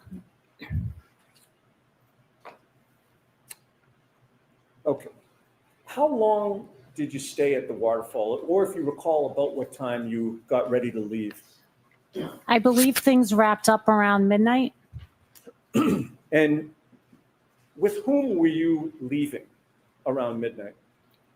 So my husband and Matt McCabe stayed behind. They were helping the band clean up and stuff. So it was myself, Jennifer McCabe, and Karen Reed that walked out together. Okay. And you've previously seen video footage of the end of the night with yourself, Karen, and Jennifer McCabe sort of in a grouping. Correct. Excuse me, I'm sorry that I just need to clear my throat. I hope that's the okay. last time. That's okay. Did you see on that same video at the same time, there's a grouping in another area of the bar at the same time? Correct. And do you recall who was in that grouping? I believe it was Chris Albert, Brian Albert, and Brian Higgins. Okay. Could we now publish again Exhibit 22? And I'd like from the approximate start time of 11:57 and 42 seconds.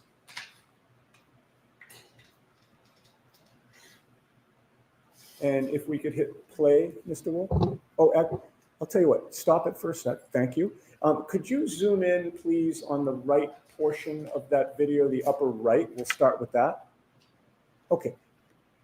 So this is the start of this clip. It looks to be 11:57 and 38. Do you see anybody in that clip that you recognize? Yes. So I am the person with the jacket with the fur around the hood, and Karen Reed is the other woman that I'm talking to. All right. We could play that, Mr. Wolf.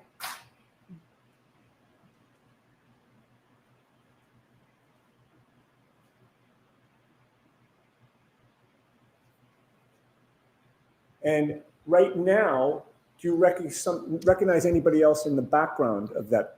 So to the right in the plaid shirt is my husband, Nicholas. Okay. What about over your left shoulder? So over my left shoulder is John O'Keefe. And does that appear to be his back? Correct. Okay. You can play. And he was in, stop for a second. He was in your line of vision at that point, correct?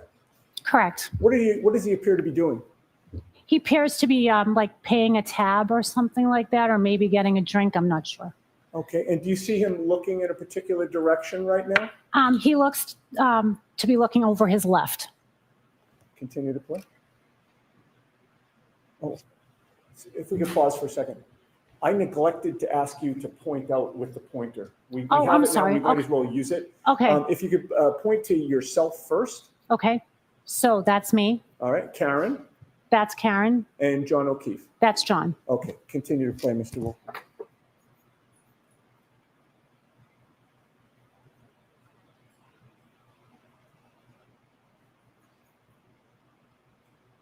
Stop.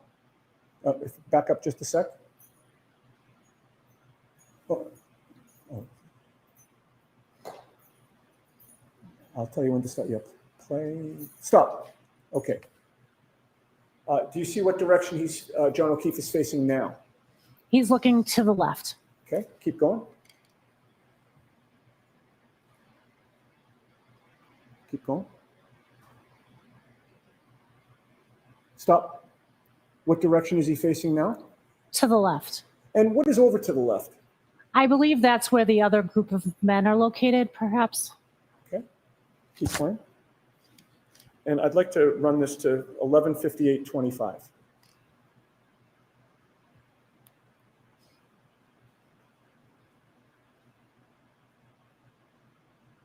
Stop.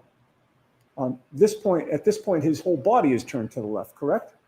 Correct. And he appears to be facing where the other group of men were? I'm sorry, repeat that? He appears to be facing in the direction of where the other group of men were? Correct. Continue to play, all through until 11:58:25.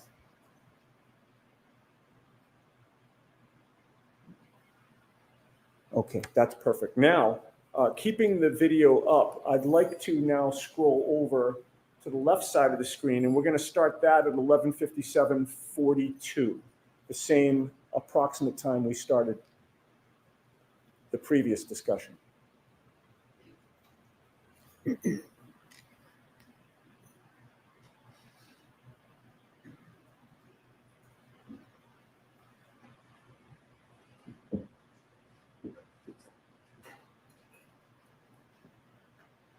Stop.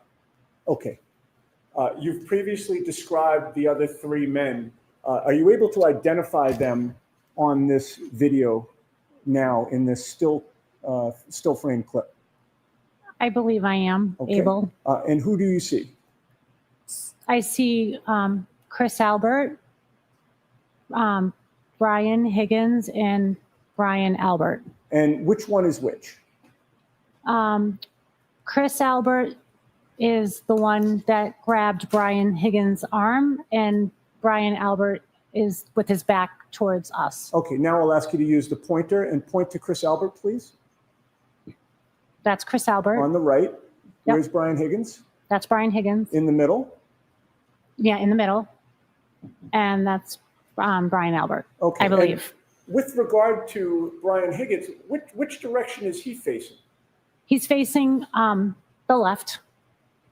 He's facing to the left? I mean, I'm sorry, he's facing to the right. Okay. And the direction that he's facing in, who's over there? Sustained. What is over there? Is that the direction of the bar? Sustained. Okay. Continue to play, please. Stop. Did you see he grabbed his arm a second time? Correct. And Brian Higgins is facing in which direction this time? He's facing the bar area. Continue to play, please.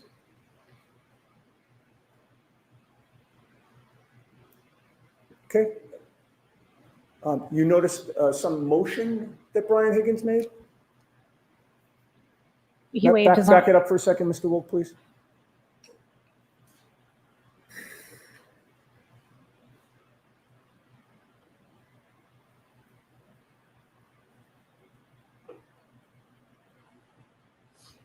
Stop. Did you see a motion that He put his left arm up. appeared to be summoning somebody? Sustained.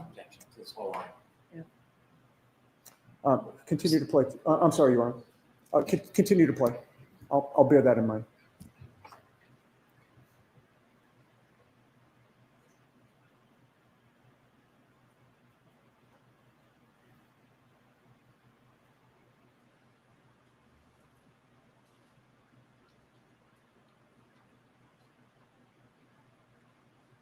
Okay, we can stop there. Ms. Kolakithis, did you see how many times Brian Higgins motioned with his arm? Sustained. Kamala versus please, Mr. Understood, understood. Now, prior to this night, had you known or been aware of Chris Albert? Just knew him from seeing him at D&E Pizza. Okay, and you say you've seen him at D&E Pizza in what capacity? I think he's the owner there at D&E Pizza, and we've gotten pizza there before. And you'd been in that establishment before? Correct. And with regard to Brian Albert, have you had any interaction with him, either that night or before? So that night, I was introduced to him, and I think I even spoke to him a little bit there, and then maybe saw him like a basketball game. I don't remember him really prior to that night. Okay. Now, I'd like to play the portion of the video where you are then leaving and ask you some questions about that. Yes, I think we can zoom out and perhaps hit play, Mr. Wolk, at this point.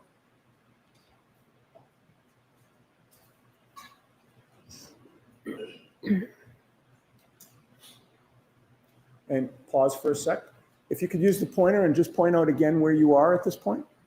That is me. All right. And are you able to see Karen at that point? She's right there. Okay. And what about Jen McCabe? Are you able to see her at that point? I'm not sure. Okay. All right. Continue to play, please. And stop for a sec. I should have asked you, if you do see Jennifer McCabe enter the picture, could you alert us? Okay. Continue to play.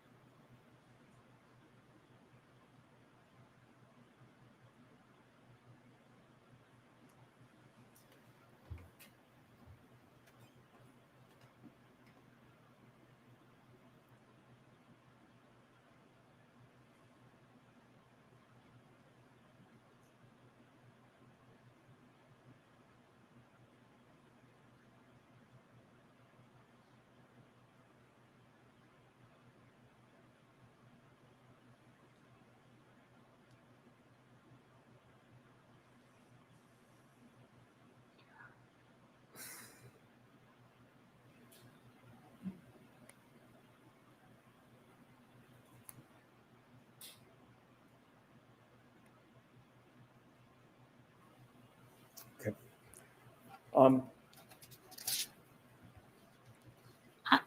When you can turn the lights back on. When you were leaving the establishment, whom did you leave with? So again, it was myself, Jennifer McCabe, and Karen. Did anything unusual occur when you were leaving? So as we were leaving, Jen went over to Karen, kind of put her arm around her, and she started saying, "You're coming with me, you're coming with me." And Karen's like, "Huh? Like, what? Like, where are we going?" And I'm going to sustain the objection. The first part of that answer, the putting her arm around her, "You're coming with me," why did that stand out in your memory? just because I was there too, and it just was strange. It was just like, "You're coming with me." Like, it was just something that stood out to me. You weren't included. I mean, no, it's fine. I mean, it was just stood out, you know? Yeah. Did Karen go with Jen McCabe? No, she did not. What did you see her do? So then, out of the clear blue, thinking that Karen was going to go with Jen, I see Karen with John. And where did you see Karen with John?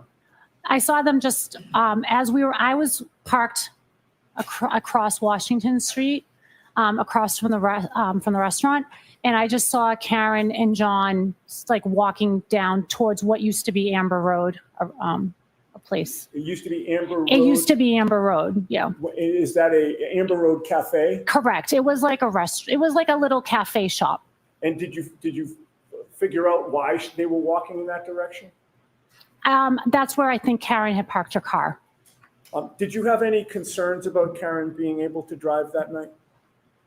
I had talked to her all night, and I did not notice anything strange about her. Like, I didn't think anything of it.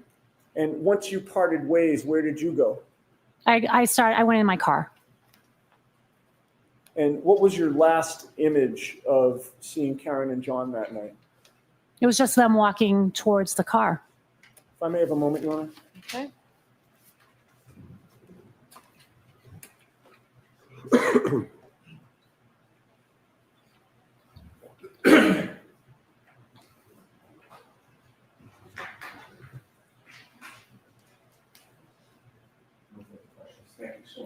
All right. Mr. Brennan?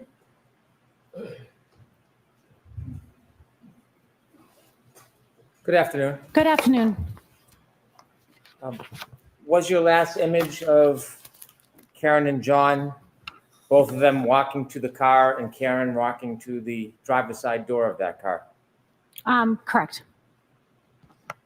That night, it was a celebratory mood? Correct. Everybody was getting along fine? Yes, we were. Yes. You were speaking to the defendant for some time? Most of the time. Correct. And you saw her at points hugging Jen McCabe? Correct. You knew John. I did. He was a kind man, Very kind. generous, Very generous. thoughtful, Very thoughtful. soft-spoken. Yes. That night was particularly different. He was extraordinarily proud and happy, wasn't he? Yes, he was. And you could see him emote about his accomplishment that his daughter got into private school. Correct. Did you talk to John that night? I did.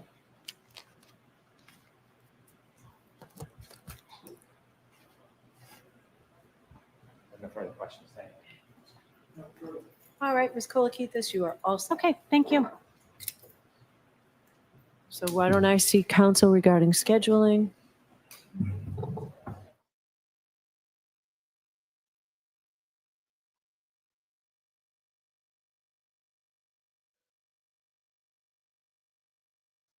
No, nothing about the ring camera footage about Jen, and none of that was rumored yesterday happened.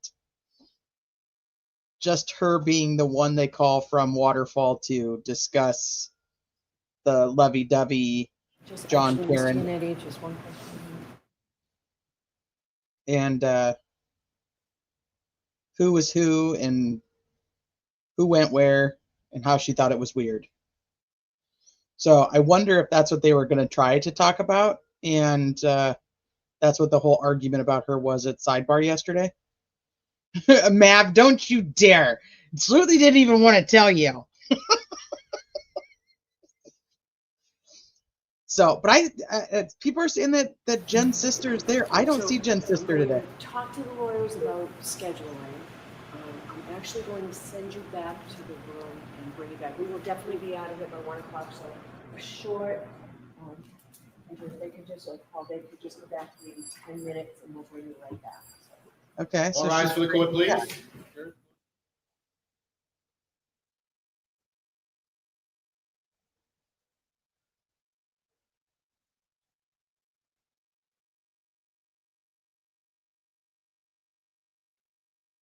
Sleuthie, you around?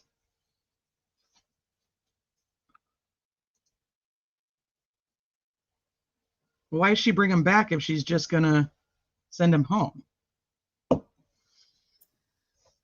That I don't know. I don't ever know when she's going to talk. Yeah.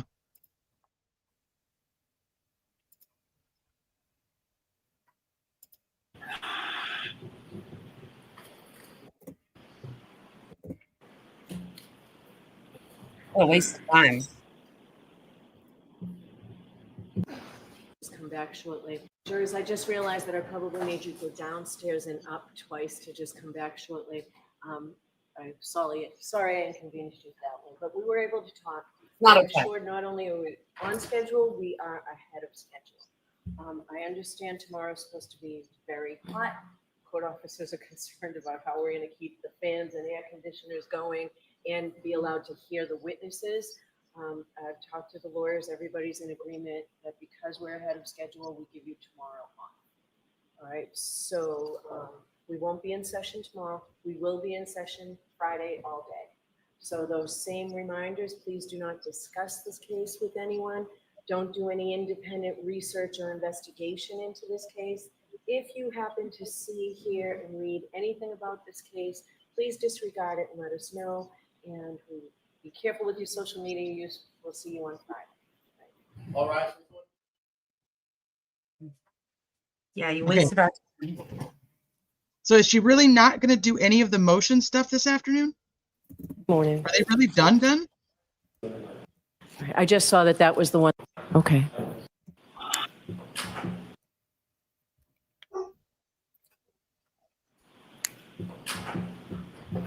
I mean, the only reason to have a half a day is because you need to do the motions with Is the there- attorney. That's what you thought. Well, yeah, that's the only thing that makes sense. Is there anything anybody needs to raise with me at this point? Yeah, the motion. Okay. Yeah. There is one outstanding motion, it's a motion for reconsideration. It's denied. Okay. Oh my God. That was for Easter. Yeah. Good. I'm going to mark that in my thingy now that we know. It's denied. She was Any- shaking her head like, Any reason there, Bev? You want to give a reason on why you're denying it? nope.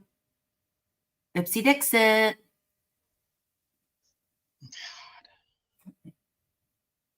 So where court filings? And she's like, it's denied. So, yeah, forget about that one. We got nothing.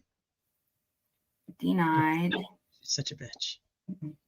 But what about the motion to present a missing witness argument? I don't remember. We talked about it. And yesterday she said there was like 3 outstanding motions from the Commonwealth, or I don't know, maybe it wasn't 3, but whatever. And she said, I haven't read these, so I want to read them and then hear arguments. So Right. where are those? Well, Little just said there's only one outstanding motion. So For her, maybe on her side, but the Commonwealth still had some, unless she already told them whatever the rulings were and we just don't know them. I need to look on the docket because I have. Oh, yeah, and that is theirs. So, yeah, what happened with that? It's denied. It's denied, so. Yeah, the missing witness one is hers as well. But Yeah. maybe.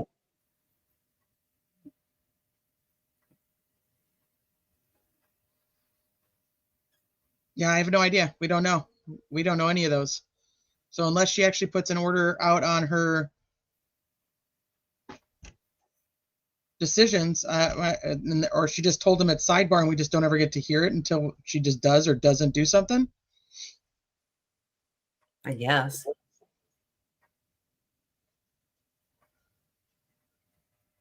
Oh. I'll check the docket here in a minute. Doing a judge goal, not ever allowing the public to know. Yeah, but at least in the docket, like you can usually see a lot of the time. I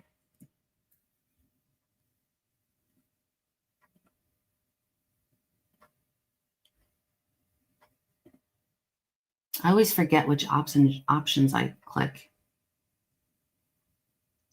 All right, we'll play this so we can hear what if she does say anything else, and then you can take this off the screen. Oh.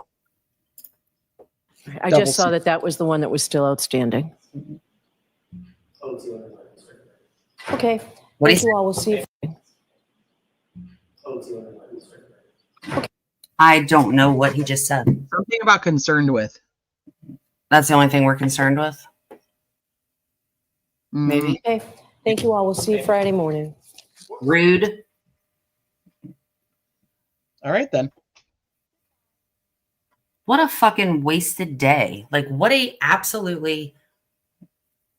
If it's going to be hot as fuck tomorrow, then you should be staying today and you should be staying later.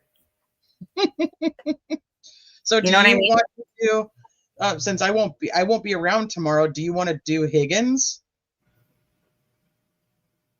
He's the last big one we need to do from first trial. Yeah, I can. You're not going to be around at all.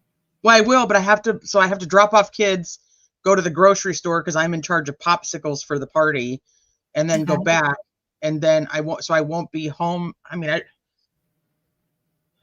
won't be home until like probably 12:30-ish my time. I mean, so yeah, I won't be around. I mean, I'll be barely around in the morning, and then I'll be around in the afternoon. Yeah, we can do Higgins. I can do So that I mean, we can do it anytime you want, really, because I can start it from my phone. I just may not be able to talk. You just have to do the hellos. But we can do it whenever you want to do it. It's like a 2-hour party. Yeah, I'm in charge of the popsicle, so I got to figure that out because like, how am I supposed to take popsicles to a party that they're not getting the popsicles till the end of the party? So now I got to put them in a cooler and shit. Why did I pick popsicles, Sleuthie? Like, how stupid am I? That was dumb. So she ruled in here on May 30th, the Commonwealth filed a motion for reciprocal discovery, and she allowed that. And then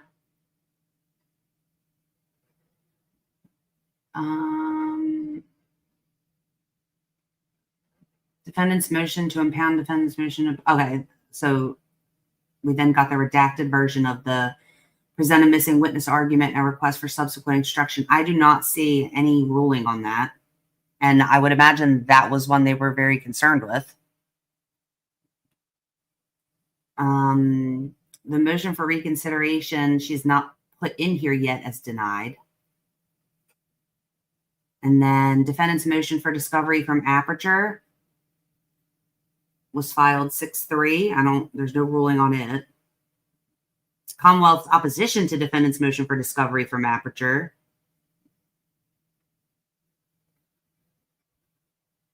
Commonwealth's motion to preclude new opinion testimony by defense expert Derek Ellington, which we read yesterday. If these have been ruled on, why can't we know and why aren't they updated in this system here?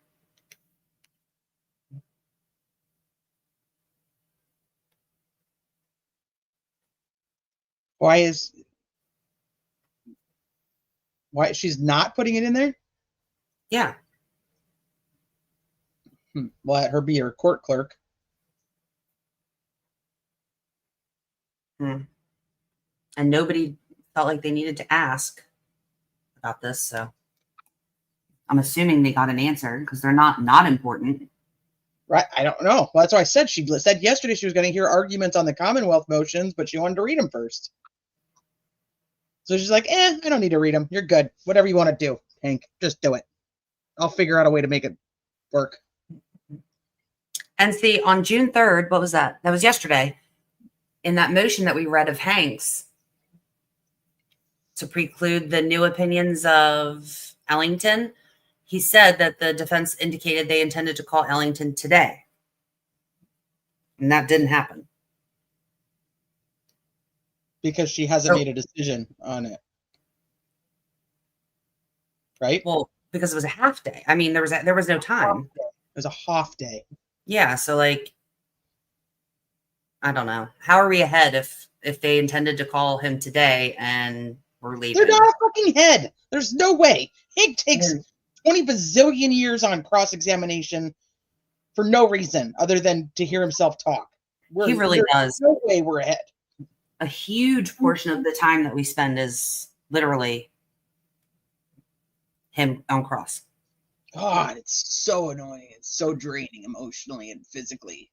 I don't think we read the opposition to their motion for reciprocal discovery from Aperture yesterday because I don't remember reading this. I don't remember a response. There was a response, and he basically says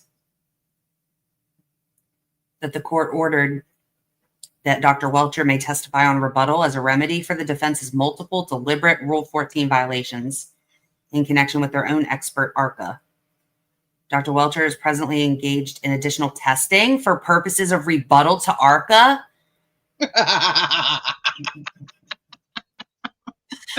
And he intends to use a presentation during his rebuttal testimony as he did on direct. So another fucking PowerPoint. Any guesses on what color he'll be? No. The Commonwealth has chosen the color yellow so that you can distinguish between my falling over into the car. I can't. Oh, they're not even done. It says that the Commonwealth notified the defense and has further provided the defense with a description of this additional testing, but the testing data / materials and the presentation will be produced to the defense as soon as they are completed. The Commonwealth is mindful of the trial schedule and is working with Dr. Welcher to complete and produce these materials as quickly as possible, given Dr. Welcher's personal and professional obligations, including other cases scheduled for trial. By way of this is only like 1.5 pages. By way of the Rule 14 motion, the defense is demanding the same type of detailed testing disclosures and production of information that the court ordered the defense to disclose as a sanction, bold, italic, and underlined, for their repeated and intentional Rule 14 violations. Moreover, demanding this information so that the ARCA witnesses may try and use it to preempt Dr. Welcher's testimony, in effect to present a surrebuttal before Dr. Welcher even testifies on rebuttal, is improper. Pretty sure that's what Lally did last year. At the same time, the defense is demanding more information from the Commonwealth. They still have not turned over a presentation that the ARCA witnesses intend to use during the testimony. To the extent the presentation includes information not previously disclosed, it may necessitate further or additional rebuttal analysis by Dr. Welcher. The Commonwealth also needs a fair opportunity to review the presentation in advance of the ARCA witnesses' testimony to prepare for cross-examination. The Commonwealth will continue to work to get the defense Dr. Welcher's rebuttal testing and materials as soon as possible. In the meantime, and because it potentially impacts that testing, the defense should produce the presentation and any other materials the ARCA witnesses intend to use at trial. The defendant's motion should be denied, and she probably just denied it, so maybe that's why we haven't seen it or heard about it. Yeah, why would they need to do any testing if they're so secure in their theory? Whatever testing they did should just be it.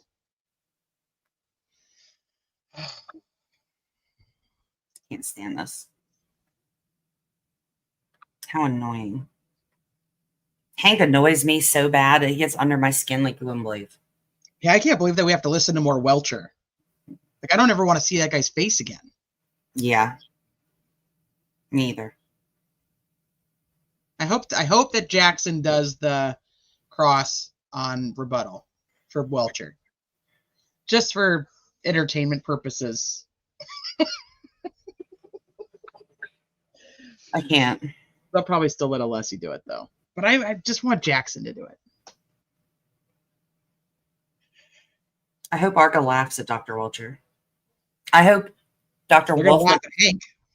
I hope Dr. Wolf with his dimples just when Hank brings up Dr. Welcher, I hope he lets it burst out in laughter. I would die. I want Alan Jackson to do ARCA. Yeah, me too. I hope it's him. He did really well with Dr. Wolf last time. Yeah, I really hope that it's him. Also, I'm just being honest. I need a little break from Alessi. Sorry. Yeah, me too. I love Alessi, but I need some AJ snark. I really do. I do too. I need to hear about the canon. Especially when you consider Hank's snark, and then when you could compare the two. Like, he looks like such a big shitbag, not really a smart and witty. They're not like smart or witty, but whatever. Hank is just offensive. Yeah, he is. You know what I mean? Oh, sorry for your loss, but so you're being threatened, right?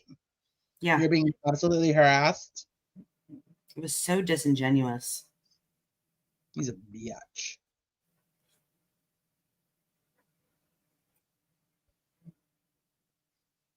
Of course, she couldn't have left everybody earlier or took the day off. Tomorrow it's gonna rain all day. She could have did this yesterday when I was trying to tan and they kept interrupting. And then today the clouds keep blocking like I went and took my kid out there. I met her halfway so that, and she did thank me when they got back to the house because she's like, we're home and I would just be getting to your house right now. Yeah. And would have to turn around and come back. And so I went out there and I met her and I was like, okay, so then like I'll have the whole day. I can tan some, we'll listen some, like, you know, in and out. And I won't have to worry about like what he's doing in here, packing up bags and cutting up papers. Packing the house again. He's packing the whole house. You should have heard him. This morning he was like, this morning we left at 6 and he was like, can I pack a bag? I was like, no, sir. I already packed you a backpack. Get in the car. You are not packing a bag. I've packed your bag. We don't trust you anymore. Yeah, I still don't know what all you got silverware left in the house.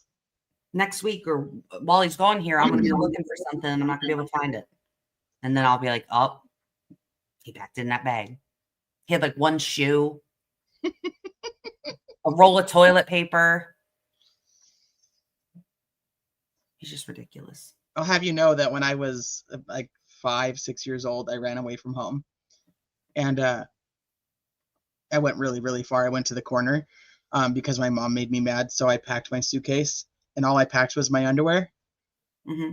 I just emptied my underwear into my suitcase and then I ran away and I went to the corner until I decided that I should probably go home. So that's all I packed. He better never. You're like, oh, it's okay. Like, as long as I've got clean britches, I guess. I have no idea. I was like 5 or 6. Right. Imagine thinking you could just like be on your own. And then you realize all you knew to pack was a pair of underwear. Did you tie it like in a bandana on a stick or what? No, I totally put it in my little kid suitcase that I had for staying at my friend's house. Yeah, I totally packed. And then I left and I went to the street corner and my mom like stood on the front porch and like watched me. And then I was like, okay, I guess it's time to go home. But so anytime I would ever like threaten to run away, she'd always be like, all right, well, let me help you pack your bags so that you don't just take your underwear. Oh my God. This She will was be such a your smart for ass. when I run away bag. It's already packed. It's got everything in there. To be fair, that's all I pack when I travel. You're better than me. When my mom got out of the car, now I did do well, but that's because he wears little clothes. You know what I mean? Yeah. So in one little backpack, I put 8 outfits, 8 pairs of underwear, 8 pairs of socks, 2 pairs of shoes, 2 chargers, and one of his iPads, one of his pads.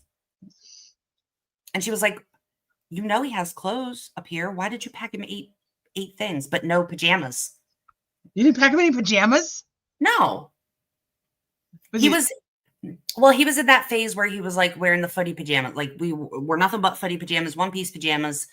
But then I started noticing like he'd piss in the floor. So because the one piece he had to take completely off. Yeah, that's a bathroom. Yeah. So he's like, well, I don't want to be cold. And I was like, well, then we're going to put you in shorts and a t-shirt so you can sit down and not be cold. I've threatened him repeatedly. He needs to be sitting. No more standing. I'm like, dude, nobody said you have to stand. No more standing. Yes, it's a man thing. They have to stand. I'm going to show him the video because there was something on the floor the one day and I was like, you think the floor is clean? And he was like, yeah, it's pretty clean. I'm sure that he knows how to stand. He does, but because then he goes to a urinal. Like, what is he supposed to do? Well, I don't care if he pisses all over a urinal. I care if he pisses all over the floor here. Like he tries, but like if he of them lets outgrow go, that like, either. They just really don't. He just doesn't like, and he'll be like, "What? It's not that big a deal," and whatever. I'm like, "Dude, it's big." It's like living with boys. I hate that part of it. That is like the floor worst doesn't look part of dirty. living with boys. Mommy, the floor does not look dirty to me. I'm like, would you lick it? And he looked at me. His eyes got huge. I was like, go ahead and lick the floor. And he's like, I'm not going to do that. And I was like, why wouldn't you do that if the floor is clean? Yeah. I said, it's because you know better. Like, just sit down. My mom's like, Poppy sits down when he pees. And he looked he looked hesitant, but I'm like, bro, I cannot. Like, I'm going to vomit. Do you want to kill me? Do you want me to die of disgust? I can't keep coming in here and cleaning this up. Yeah. I said, if I made you clean it up one time, like, you would not. They have little kid urinals that you can, like, put in your bathroom. Like, it's like almost like I would say it's like a portable, but it's not like, it's not like. Okay. But that doesn't stop him from peeing everywhere. But if he has a little, like, the area where it just goes in there, no? Well, it's called a toilet. Is a little area that it goes in. Yeah, and toilets there's too much space, I think. Maybe. I'm just going to get him one of the ones that they give you at the hospital with the handle. We used to travel with them. when listen, when he first got potty trained, because we've been Kid's gonna have such a complex. He's gonna be like, I need somebody get me a bottle. I'm gonna ban him from the bathroom.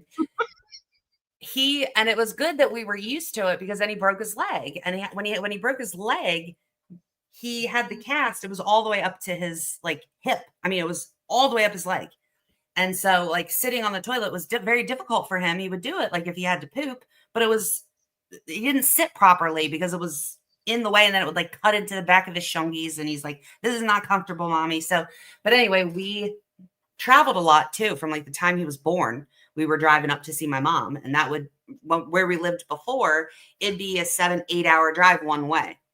And so when he first started getting potty trained, my mom was still working, and she worked at the hospital, and she was like, I'm going to give you a bunch of the handheld urinal things that we give to like the men at the hospital. They can't get out of the bed. And it has like measuring things on it for them to measure or whatever. And I was like, yeah, whatever. Well, then she finally gave them to me. And when I tell you that, like, at one point I had one everywhere, there was like one in my car. We did have one in the house for when he had broke his leg, because he would just pee in that. But in the car, like, it was great, because he still does this to me, and he's 7, where he'll wait till he's like about to piss himself, and then he'll say he's got to go pee. Well, if we're on the interstate, like, there's not always a place to pull over safely. I'm paranoid about being on the side of the road. I've seen too many shows where people get hit on the side of the road. So I'm like, you got to give me some type of warning. And he does better now, but back then he would be like, I have to pee. And that means like I had 15 seconds to get the urinal from wherever it is. So like, we just always did that, and it was better. I just wouldn't put him in underwear on the way up there, because that was difficult to get out of his car seat. Mav's like, it's a cool party trick. Oh, all right. So I'm gonna wrap this up then. Go do something else with my life. If you want to do Higgy tomorrow, let me know, and I will schedule it for whatever time you want it. Okay. Well, we might as well do it early, since we won't be pausing or nothing. So if anybody wants to be here early. Like, how early? What do you want? Like 7 again? Which is 10 your time? Yeah, at least that time. Okay. All right. Well, then I'll schedule it for 7 my time. That's 8 Mountain, 9 Central, 10 Eastern. And for those of you across the pond, you guys have to do your own math. We'll do a trial rewind and watch Mr. Brian Higgins, former ATF agent, on the stand. That should be fun. Then we need to figure out who all we haven't yet too, because I've lost track. Yeah, I was trying to not do anybody that has testified this trial. Yeah, that's a good idea. Simply for the fact that I didn't want to get overly confused on which ones were what, but also I wanted people who never watched trial 1 to be able to see some of the major players. So we didn't do like first responders and that kind of stuff. But Higgins was the last big one that I can remember. But yeah, you can go through and figure out if we have, because I'm sure that we'll have another day where we can go back and do a trial rewind. But this will be part 2 of our grab ass duo. What? Did we do Julie? Julie Albert? Yeah. Yeah. Oh, we did? We didn't do Tully. Where was I? I think that was the day that you were at your son's school. Oh, okay. That makes sense. And I was on. Tully, is he on the witness list? Because I'm not convinced he won't be called. He is on the witness list. I'm not convinced he won't be called. Chelsea says, why do you call them first responders, T? Did the defense coach you to do that? Did they coach you? Did they intimidate you to say it that way? Yeah, you missed Matt McCabe. If you go to the live titled The Mendacity of the McAlberts, you'll get Matt McCabe on Cross. And then the day before that, I think Sleuthie did it. So we started doing it just to do filler for like right now we would just play one. And then people were asking which ones they were on, like when we did them. And I was like, I can't tell you what day that was. So I started separating the streams so that we could watch, like we would be able to distinguish which one was what. Which really is a better idea. Right. We did Trooper Paul, but we did Trooper Paul on one of the trial streams, so I can't tell you what day it was. Oh yeah. I mean, we can go back and figure it out, but yeah, we did Trooper Paul, and we did the McAlberts. We did. I know we didn't do any of the police like good. Yeah, we didn't do any sheriff. Yeah. Yeah, so we did all the McAlberts. You did Colin on one of the days that we were. Wait, we did Allie. We did Allie. We did. Same day I did Julie. Oh. That's the mendacity of the McAlberts live. So, but yeah, Colin rewatch was with Sleuthie after trial stream. Trooper Paul, same thing. Matt McCabe's direct, same thing. And then for Matt McCabe's cross, it starts out with the mendacity of the McAlberts, and then Sleuthie had done the Proctor. Oh, Lacey, I was in actual tears watching Colin again. More because of how Jackson was with him. Oh my God. This is so fucking funny. I just can't. He falls down. It's fun now because like when we go back, we have so many more clips and stuff of things that were found out after. Like with Colin Albert, like we had all those fight clips now that we didn't have before. We had the bang bang clip and stuff, but now we actually have like clips of other shit that's happened. So are we doing Higgy Poo tomorrow? Yes, it's a date. Yes. 7 a.m. Pacific, 8 Mountain, 9 Central, 10 Eastern. Yes, Marco, we're done for the day. And then because it's going to be a little warm tomorrow, Bev decided to just shut the courthouse down, I guess. And so we'll be back in court for this trial Friday. So tomorrow we're going to watch Higgins from yesterday And then or last year. See where we get. If we have more time then in the afternoon, because I'll be back in the afternoon. If we want to watch anything else, we can. But okay. All right. Well, I love you guys. Thank you guys for hanging out with us. As always, I know you guys have 1,000 other places that you could be watching, and specifically this trial, and you guys choose to spend it here with us, and we really appreciate you for that. So we will see you tomorrow for Trial Rewind with Sleuthie and Mr. Brian Higgins. Go enjoy the rest of your Tuesday. I've got promotion tonight for my 8th grader. So I'm going to go tan. Do it. Go tan. All right. Talk to you mañana, or I'll see you on the YouTube streets. All right. Bye. Love you. Bye. Love you. Bye. Love you. Bye. Do you dare to follow me down? Head into the unknown.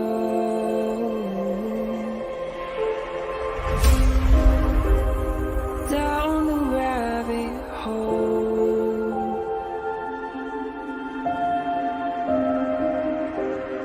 Where it stops, no one